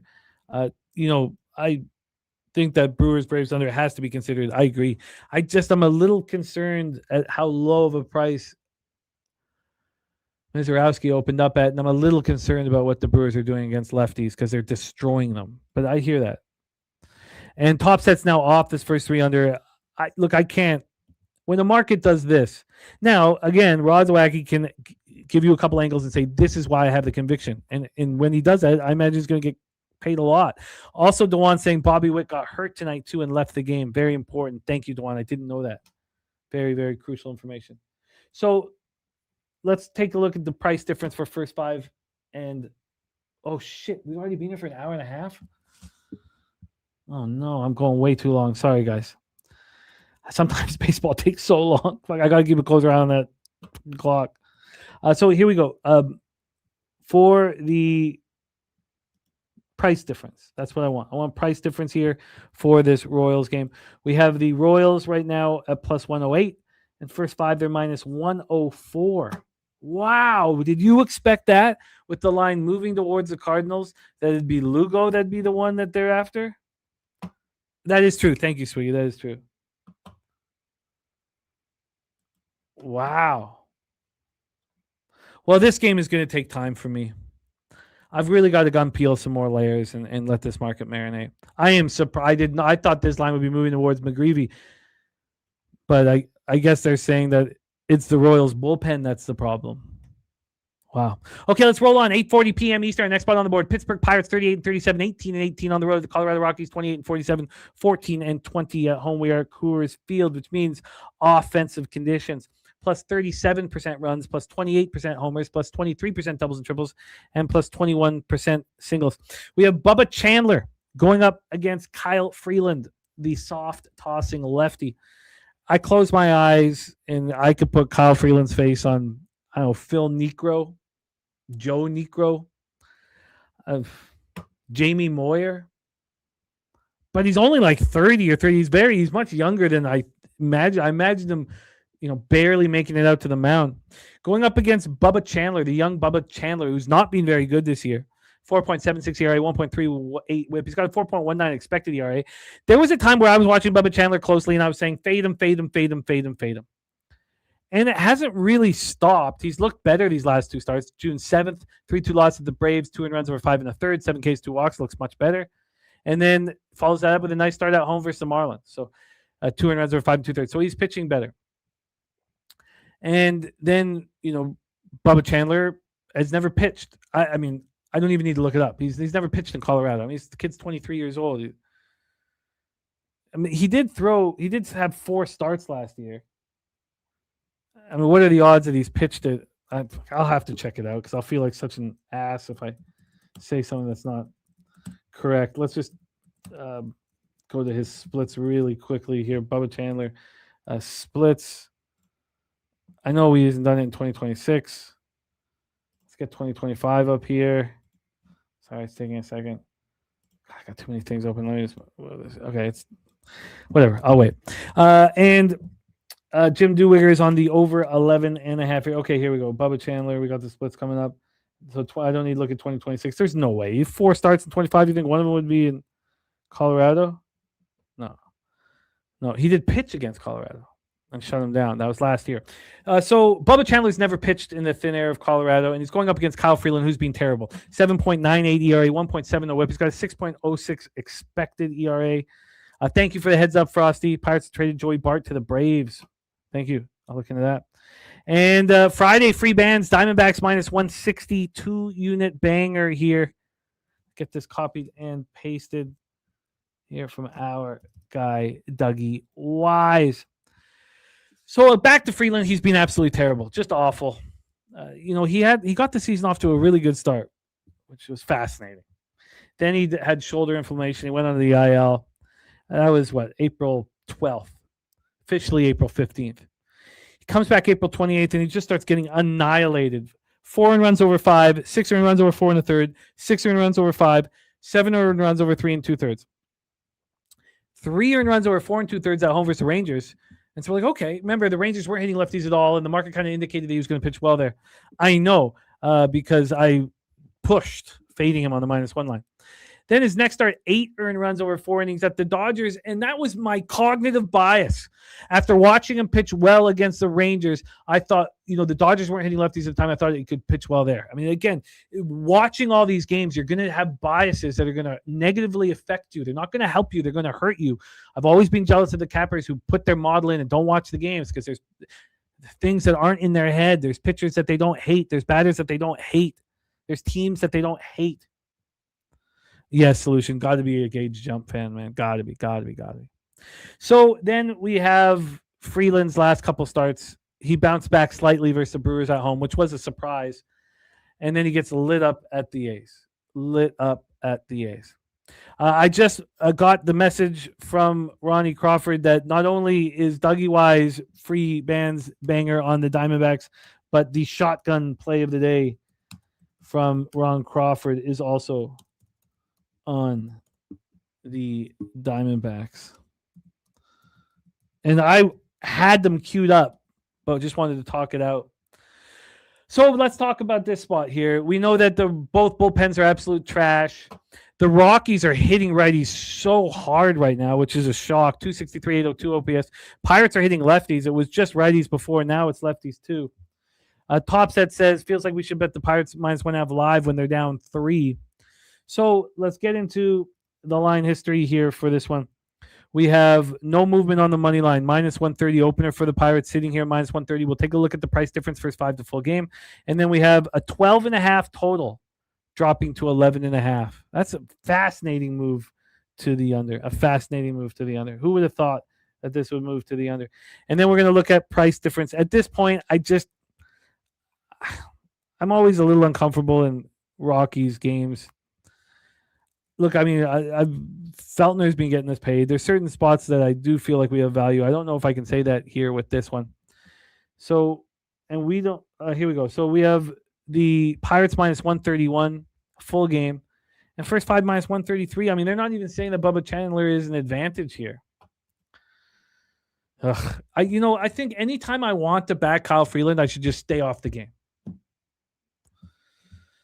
So that's what I'll do at this point. Let's roll on. 9:40 p.m. Eastern. We have the LA Angels versus the Athletics. Now, we thought that we might get to see their Angels' #1 prospect, Caden Dana. But now it sounds like they're moving. Oh, geez. Yeah. Sorry. Did I skip the Diamondbacks game? Sorry. No, that's after this one. So we're doing Angels Athletics. We don't have it up here on the screen. So why don't you build Angels Athletics and we'll do the Minnesota Twins Diamondbacks game. Twins Diamondbacks, Chase Field, Phoenix, Arizona. Roof will be closed. We have the lefty Connor Prelip up. My first thought was, God, we've been cashing back in the Diamondbacks against lefties. But here we have the Twins raking against righties. Prelip's been terrible on the road. I think he's dealing with arm fatigue, and I want to fade him. But this is pretty expensive fading him. And this Twins offense can hurt well-planned ideas. Soroka on the other side has been very good this year. 3.11 ERA, 1.07 whip. He's got 3.82 expected ERA. Prelip now is a 5.26 ERA and a 1.35 whip. Now he's got a 4.07 expected ERA. Also, Prelip has never pitched more than 88 innings in his entire career. So I forget how many he pitched in the minors this year, but he's already thrown 49 in the show. He's never had a 100-inning year in his life. 2 Tommy Johns already for young Connor Prelip. Going up against Soroka, who is pitching very well. Last 2 starts, 7 strong, allows just 1 earned run. I'm with you guys. I'm absolutely with you guys. I think it should be first 5 -1/2 and full game. I think I should get over the fact that the Twins are hitting righties very hard, 266, 785 OPS, because I focus on the Diamondbacks versus lefties, and then you focus on the bullpen. So now, should there be a price difference, though? Is this the first 5 in a full game? Or it could be a double result for those of you who make those moves. But let's take a look. We have -161 for the Diamondbacks full game. The first 5 just minus 164. That surprises me. Ken Mizrahi saying Twins love overs. Frosty says Diamondbacks and the over. For me, I think it's just a double up. Diamondbacks first 5 minus a half, which again, the Twins bats can hurt this. And then full game -1. I'm with you guys. So we have the first 5 minus a half. I'm going to move on this. I'm with you. I was only going to put in the -1 before. And that's Dougie Wise saying big bullpen advantage. Freebands plays of the day. Sounds like Freebands needs graphics. And because Freebands so consistent, delivering the goods for us. Our guy Dougie Wise. So I feel like we need to. Now we do have graphics for Ronnie Crawford. Shotgun play of the day is your Arizona Diamondbacks.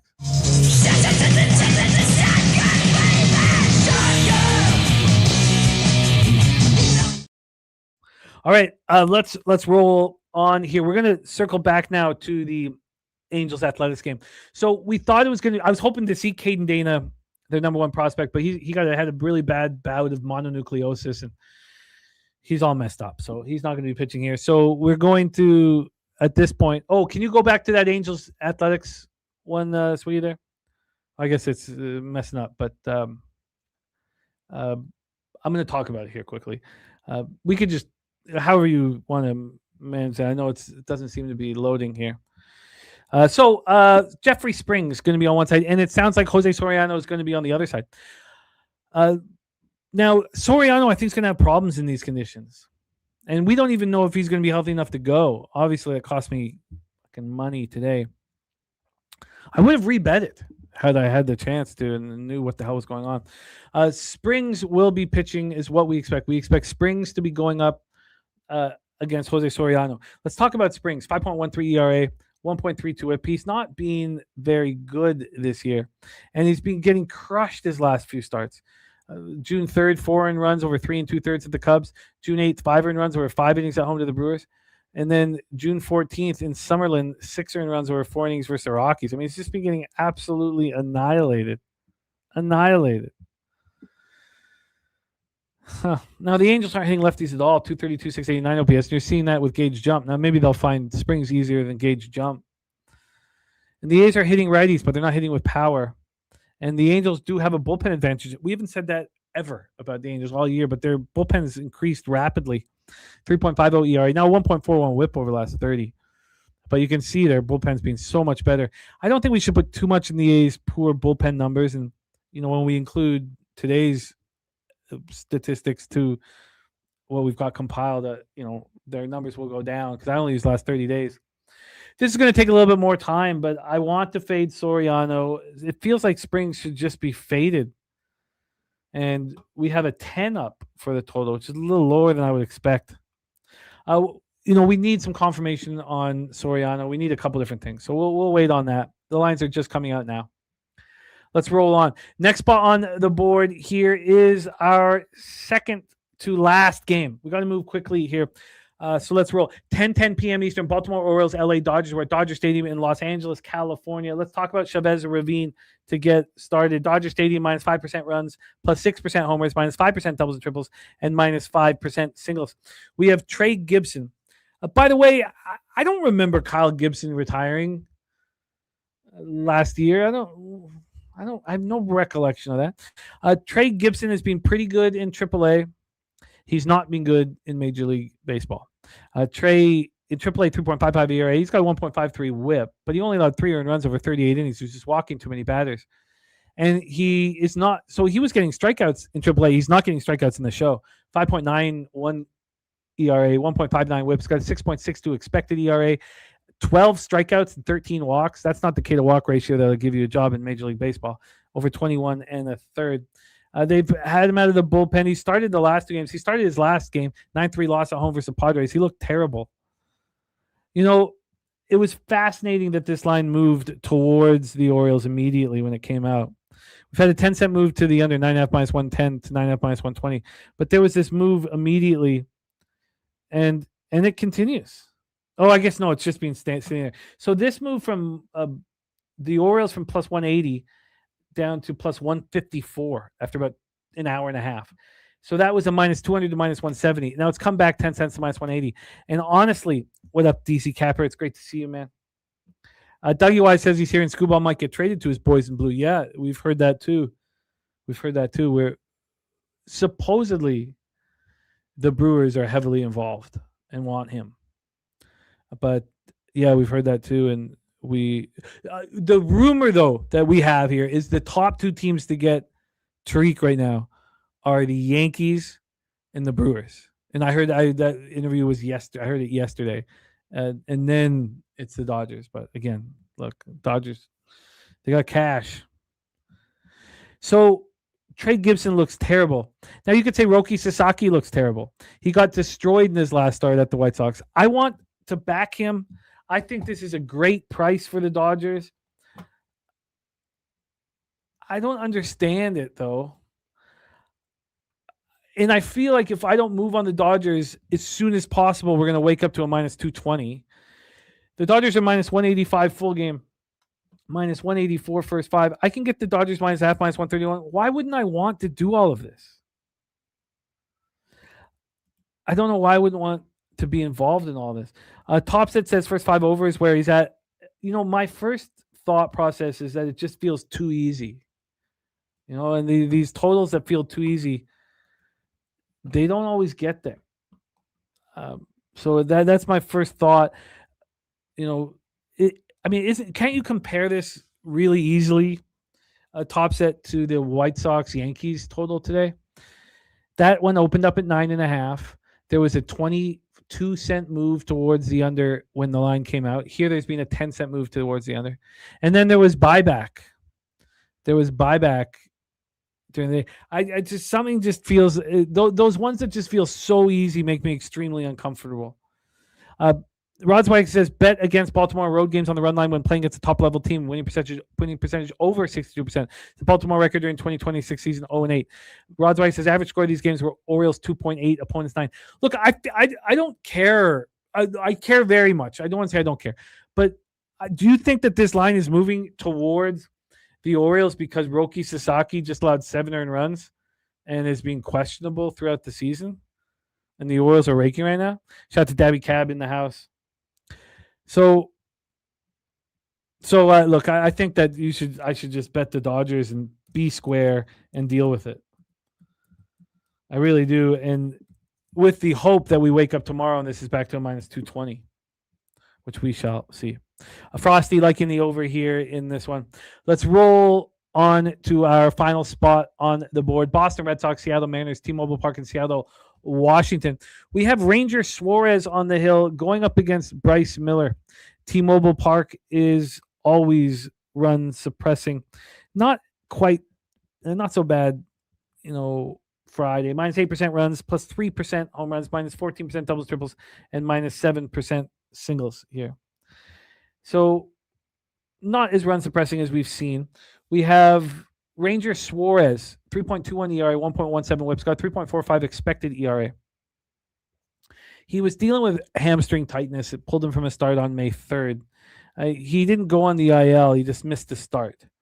And then he came back, and he was very good for 2 starts. And now he's been getting touched up. He allowed 5 earned runs over 5 innings at home versus the Braves. He allowed 4 earned runs over 5 innings at the Guardians. Then he had a really nice start at the Yankees, 1 earned run over 6 in the third. And then his last start was pretty good, 2 earned runs over 5 innings at home versus the Rangers. Now let's talk about Bryce Miller. Bryce Miller's numbers are insane. 1.54 ERA, 0.71 whip, 2.35 expected ERA. He was terrible in 2025. He dealt with elbow troubles. He didn't look very good. 5.68 ERA, 1.41 whip over 90 in the third. And he missed the first quarter of the season due to left oblique strain. Then we have him shoving immediately.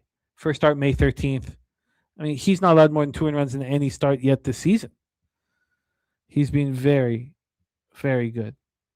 Red Sox versus Red, and he's coming out 8 innings, allowing 2 earned runs and a 10-2 win at the Nationals. He's just pitching so well. Rodswag says bet under the total Ranger Suarez road starts after giving under less than 2 earned runs in the last 2 outings on his record in his career, 18-3. He's pitching both pitchers.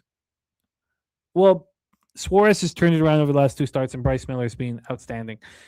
Bullpen-wise, Red Sox bullpen being very strong. 3.10 ERA, 1.17 whip.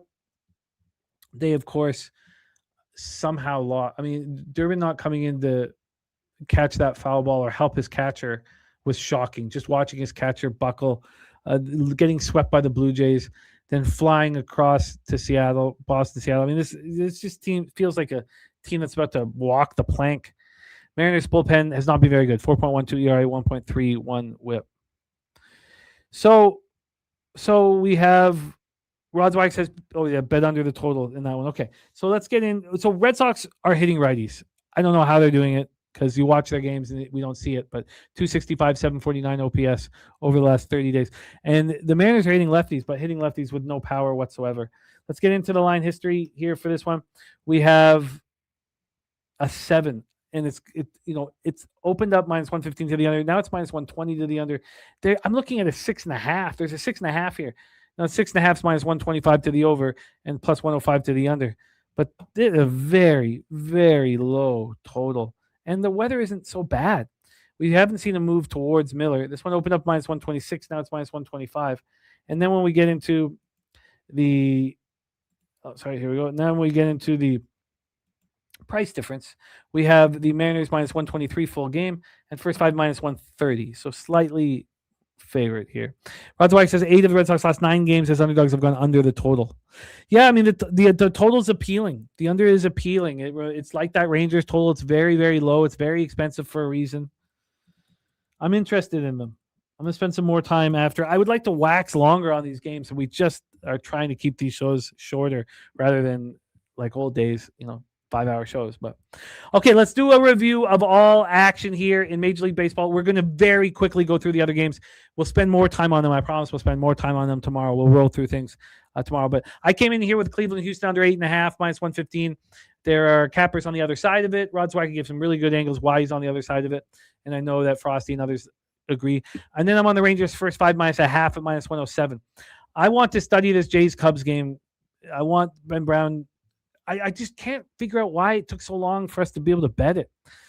The Tigers first 5 minus 1. Honestly, I think that Tariq Skubal shoves. So if we think that Fedde can pitch okay, which is so questionable, but then you could bet the first 3 under. I think Skubal shoves. If you listen how angry he is, he knows everyone's watching him too right now. All the baseball, he knows this is an important time for him to step up. I think he does. Look, we talked about this Reds-Yankees spot, and I should probably heed Elio's advice, but the Reds first 3 plus 0.5. Brett Lauder getting a chance to pitch in the Bronx in the Yankee Stadium. Very, very special. Very, very wonderful opportunity for him. And the Rod Zwacky's 10-star 2-team parlays under in Texas and Seattle. I like both of those unders, Rod. I like both those unders. I have some interest in the first 3 under in San Francisco, Miami. I am astonished that this line's not moving. The Rays game isn't moving towards the Rays. The Brewers-Braves is insane. I often, will be scared off of a spot because of a line when it could be low-hanging fruit. Why would Mizrowski open up minus 145? It just makes no sense to me. The Rangers first 5 minus 0.5. I'm interested in adding the first 3 under and the full game under. That's very expensive. And then I'm interested in being on the other side of you guys and being on the Houston Astros. And just my 2 cents looking at the Padres here. Then Cardinals, Royals, I've stayed off. Pirates, Rockies, I've stayed off because I kind of lean towards Freeland. And if you lean towards Freeland, you should just stop. Just do something different. Angels, A's here. I want Soriano to be listed. And God, I can't believe those bets got voided today. Arizona first 5 minus 0.5, full game minus 1. Shotgun play today. Dougie Wise, also free bands on it. I like it. I'm with you guys. It's expensive for a reason. Look, I don't understand this Dodgers line. And I know it's because people are fading Roki Sasaki, but I think that I should fall for this trap. First 5 minus 0.5, full game minus 1 on the Dodgers. And then the unders in Red Sox, Mariners. Okay, we got to work very quickly here. We got to get this show done in less than 10 minutes. And we got lots to talk about. So I'm just going to roll through action here. First off, we have Toronto Tempo 7-8, 3-5 on the road. Connecticut Sun 2-14, 1-6 at home. And I'm on the Connecticut Sun. This with Sykes getting hurt. Now we know it's a non-contact injury, so we fear the worst, but we've got no information at all about what's happened to her. She's been playing so well. This team is dealing with injuries. Sabali's hurt. Kiki Rice is hurt. Now they're gonna lose Sykes. They just don't have the depth to handle that. This team is going to lose and lose and lose and lose and lose and lose and lose and lose and lose. And I think that the Connecticut Sun is probably the best bet on the board. At +1.5, -115. The Sun need wins, and I expect them to get one here. I also expect this to be a -2.5 or something in the morning. I really do. And I think we fade the tempo. It's first opportunity nonstop for the rest of the season, basically. Look, Connecticut Sun are on the throes of a bad losing streak, but this is also in the middle of a nice homestand for them. This is game 3 of the homestand. And this homestand goes 6 games long, and they'll be at home until the July 4th weekend. So yes, they've lost 6 straight games. It's going to go from dog to favorite. They should be backed. Connecticut Sun should be backed. Let's just touch on the line history, and then we'll move on to the next ball on the board here. So here, there we go. Okay, line history wise, we have it's a pick'em. It's been a pick'em for a while. There is still some +1s and +1.5s. Bet Online move this to a pick'em, and then from a total side of things here, 167 to 167.5, half point move towards the over. Then we have Mystics Liberty. That's game 2 on the WNBA slate, and I got scared off of backing the Mystics in that last start. I mean, they're dealing with a ton of injuries, and they were playing at Connecticut, and Connecticut was the sharp side, and I stayed off of it, and the Mystics still won by 7 comfortably. They've won 2 of 3. I like them. I think the problem is that some people had high expectations for the Mystics. I didn't. Now, Shakira Austin is important here. The problem here is that the Liberty, we faded the Liberty. We were on the Chicago Sky. It was a great cap, and the Liberty almost lost that game. They had nothing to play for. They're representing the East in the Commissioner's Cup, and now they probably slap back. And the books are telling us that they slap back. This opened up at 11.5. Now it's 13. I kind of like the way the Mystics are playing here and playing on the road, but this is... Oh, and Rod's White saying the Sun is the play. Shout out to West Up in the house as well. West Up parlays Dodgers -1.5 with USA money line. Let's get this copied and pasted. Rod's White says bet against any team on the money versus the money line, averaging 37 or fewer rebounds a game on the season after 4 straight games being out rebounded by a point of 5 or more. Since 1997, 29-9. Says the Sun are the play. The Sun, I think, is the best bet on the entire board, personally. And I don't watch the full game, but I've been watching the tempo play, and they're in big, big, big trouble. Okay, so then we roll on easy center prizes. I like it. EZS Enterprises. Thank you for the kind words, man. Love the opportunity to cap with you guys, and we were showing proof of concept here. Our numbers aren't, doing what we want views wise and things like that, but we're winning, and our community is making money, and that's really, really important. So thank you for the kind words. Minnesota Lynx, Golden State Valkyries. Ron Crawford messaging me right now. Lynx money line. I want Golden State, and it makes me nervous, seeing our guy Ronnie Crawford, who's crushing WNBA, wanting the Lynx. And look, Ron Crawford and I, we both have futures on the Lynx. He's got +1,200. He's a beast. I got +650, which I'm comfortable with. Frosty, to 10 a.m. Our morning show's at 10 a.m. 10 a.m. Monday through Friday, my man. I'd love to have you. So here, I just feel like the Lynx are absolutely annihilating opponents. And Valkyrie are in a pretty nice spot. And also this line sitting here at 2.5. It moved to 3 and then came back to 2.5. The problem is Valkyrie do have Vegas on deck, and they care about those games in Vegas. But I think that they're going to menace here. I think the Lynx are going to be the best team when Fee comes back. Maybe they already are. Okay, well, let me just make sure I've got Ron is on the links. I want Golden State, but I'll sit with this for longer. Let's quickly talk CFL. We're going to do longer breakdowns on tomorrow's show, but this show's gone too long. Let's quickly touch CFL because I've hammered this card. First off, we have BC Lions, Hamilton Tiger Cats. This is the highest total since the inception of online betting.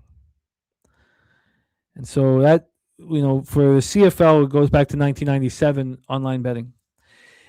You think about the most offensive teams that there are, ever been.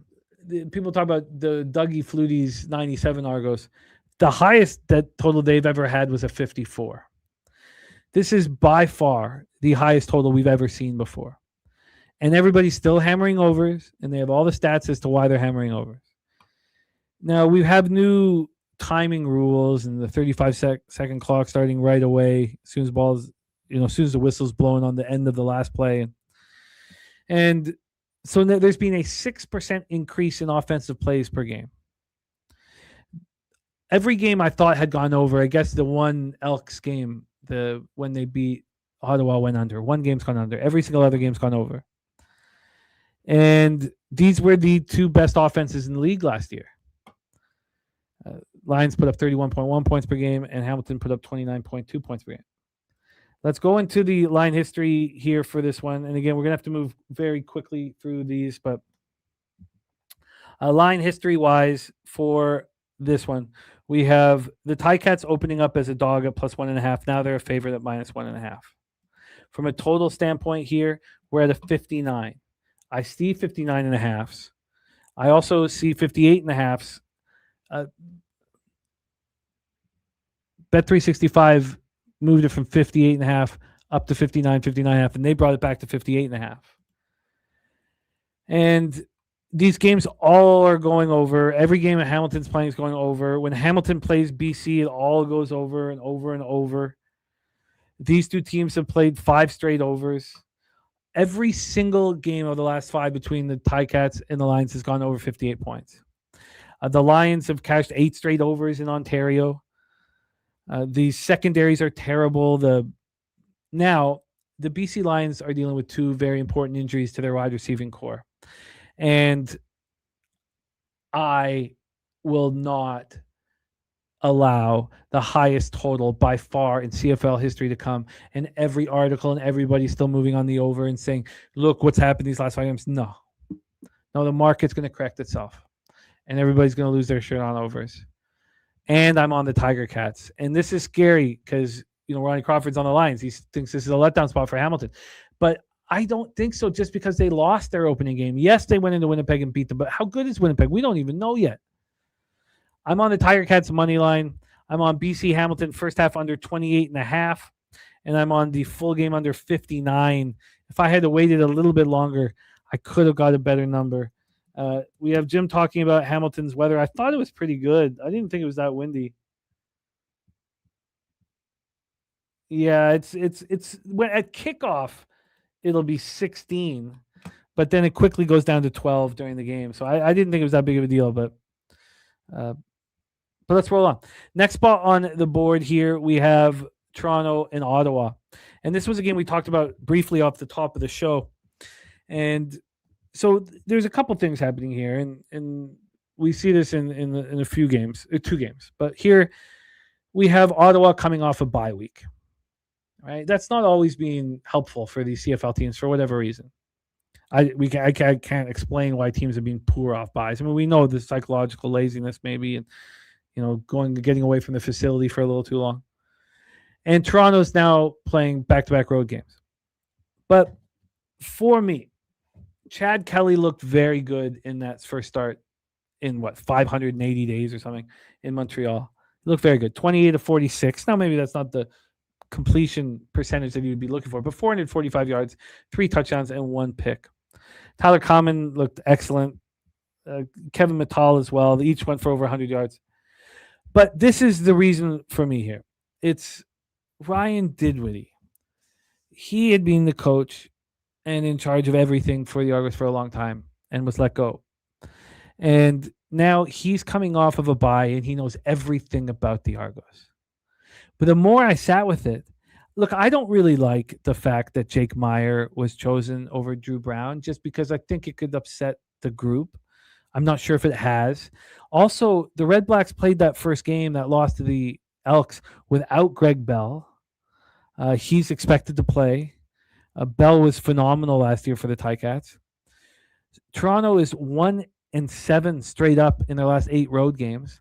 And now they have a very angry head coach who knows everything about the opponent. I have not bet this yet, but I'm going to move on Ottawa. I'm on unders. I'm on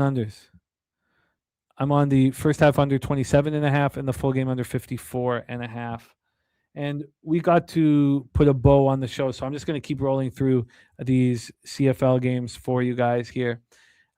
Then we have, so I'm going to add the Red Black. I've said enough. I'm moving on it. Then we have Alouettes Elks. Now the Great Goracle is on the Elks money line here, and it's not a comfortable thing going up against the Great Goracle. But Davis Alexander has never lost a road game. I mean, yes, the Elks with Vichardo are 11-3 against the spread their last 14. They're playing at a very, very high level. But Edmonton did lose Coulter Woodmansey, and he's the highest paid Canadian non-quarterback. He was a big piece of the puzzle to protect Vichardo. He's a right guard, and now he's going to be out for multiple weeks. So Edmonton loses that. Edmonton also, now they're coming off of a bye week, which will help them compared to the Alouettes who are rolling here. So the solutions on the Elks money line. So let's just look at a couple things here. It does help that they're coming off a bye. They lose their superstar guard first. Then they win the turnover battle 4-0 against Ottawa. In the NFL, we would fade any team that's coming in off winning a turnover battle 4-0. We'd fade them in a second. So there we have those things. Now, we also have Davis Alexander, who will tie the CFL record for most regular season starts with a victory, with a win. He'll tie Bo Levi Mitchell from 2016. Montreal 4-2 against the spread their last 6 road games. It's not like they're not handling things on the road. Davis Alexander just threw for 441 yards, 2 touchdowns, 13 straight wins. Tyson Philpott caught for 193 yards. You have Alexander leading the league in passing yards, Philpott leading the league in receiving yards. And now a lot of people are going to be on the Elks money line, and it's dangerous. But I got a 2.5 under a field goal with the quarterback that's won 13 straight road games and knows he ties the record if he wins his 14th. When you see a 2.5 or low and the money line's minus 170.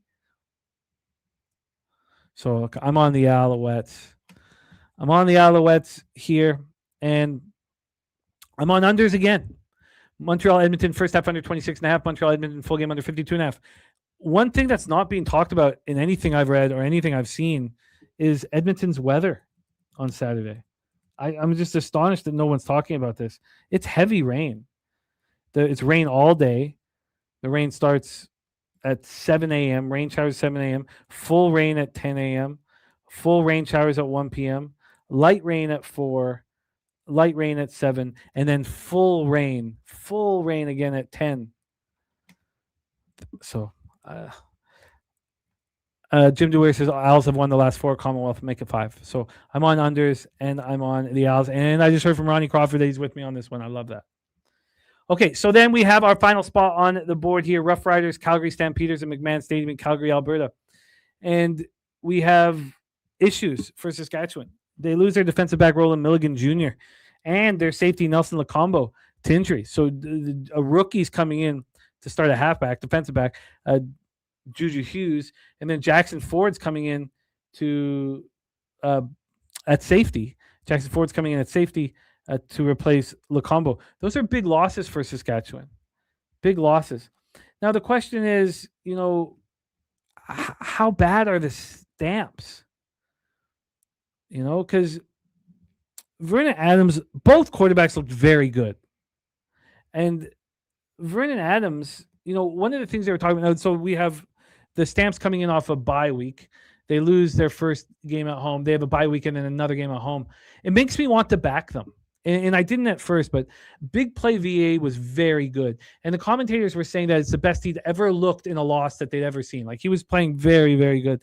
And then you're going to lose these huge pieces to the Calgary Stampeders, to the Saskatchewan Roughriders defense. You have an angry Calgary Stampeders team off of a bye and at home. And so I would have probably moved on this already had I had a little bit more time before the show started. But as you know, there's just so much to cap and so much to deal with. This total's going up, and I understand why it is. And the Stamps are sitting here at +1.5. I think they should be bet. I'm going to go bet them tonight. I'm going to add the Stampeders, and I'm going to add the Red Blacks. And yes, they're two home teams. And the Gorkle in our Discord is talking about how he thinks these road teams are going to menace this week.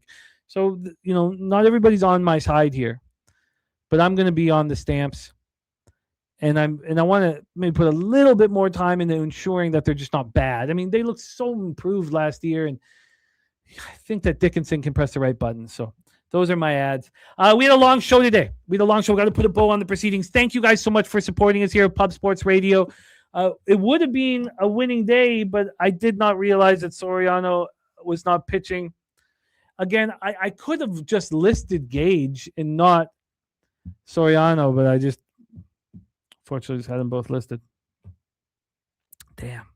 Jim DeWigger, I've really been watching. I've only made 6 bets for the first 2 weeks of the year. I have 10 bets. Well, I have 8 right now, but I add 2. I'm pumped up. Thank you guys so much. Jim DeWigger, The Solution, Frosty, Rod Zawacki, Philly Eagle Flyer, EZS Enterprises, West Up, Top Set, Just My 2 cents.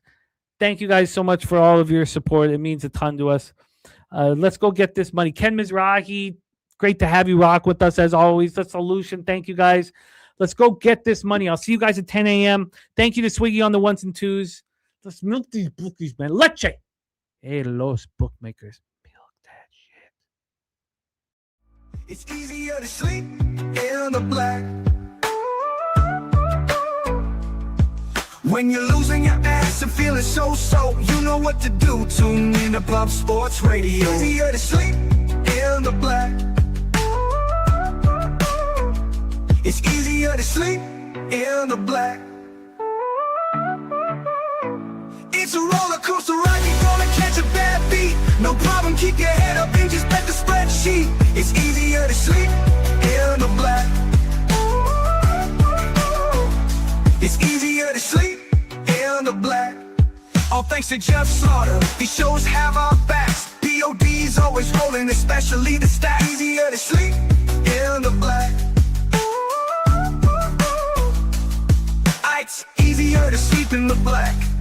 We got Jimmy, Jose, Debbie and the fam, Dutch wine time, Spooner and OG Wham. So hit the like button, don't say that you can't. If you know what's best, just put your money on tape.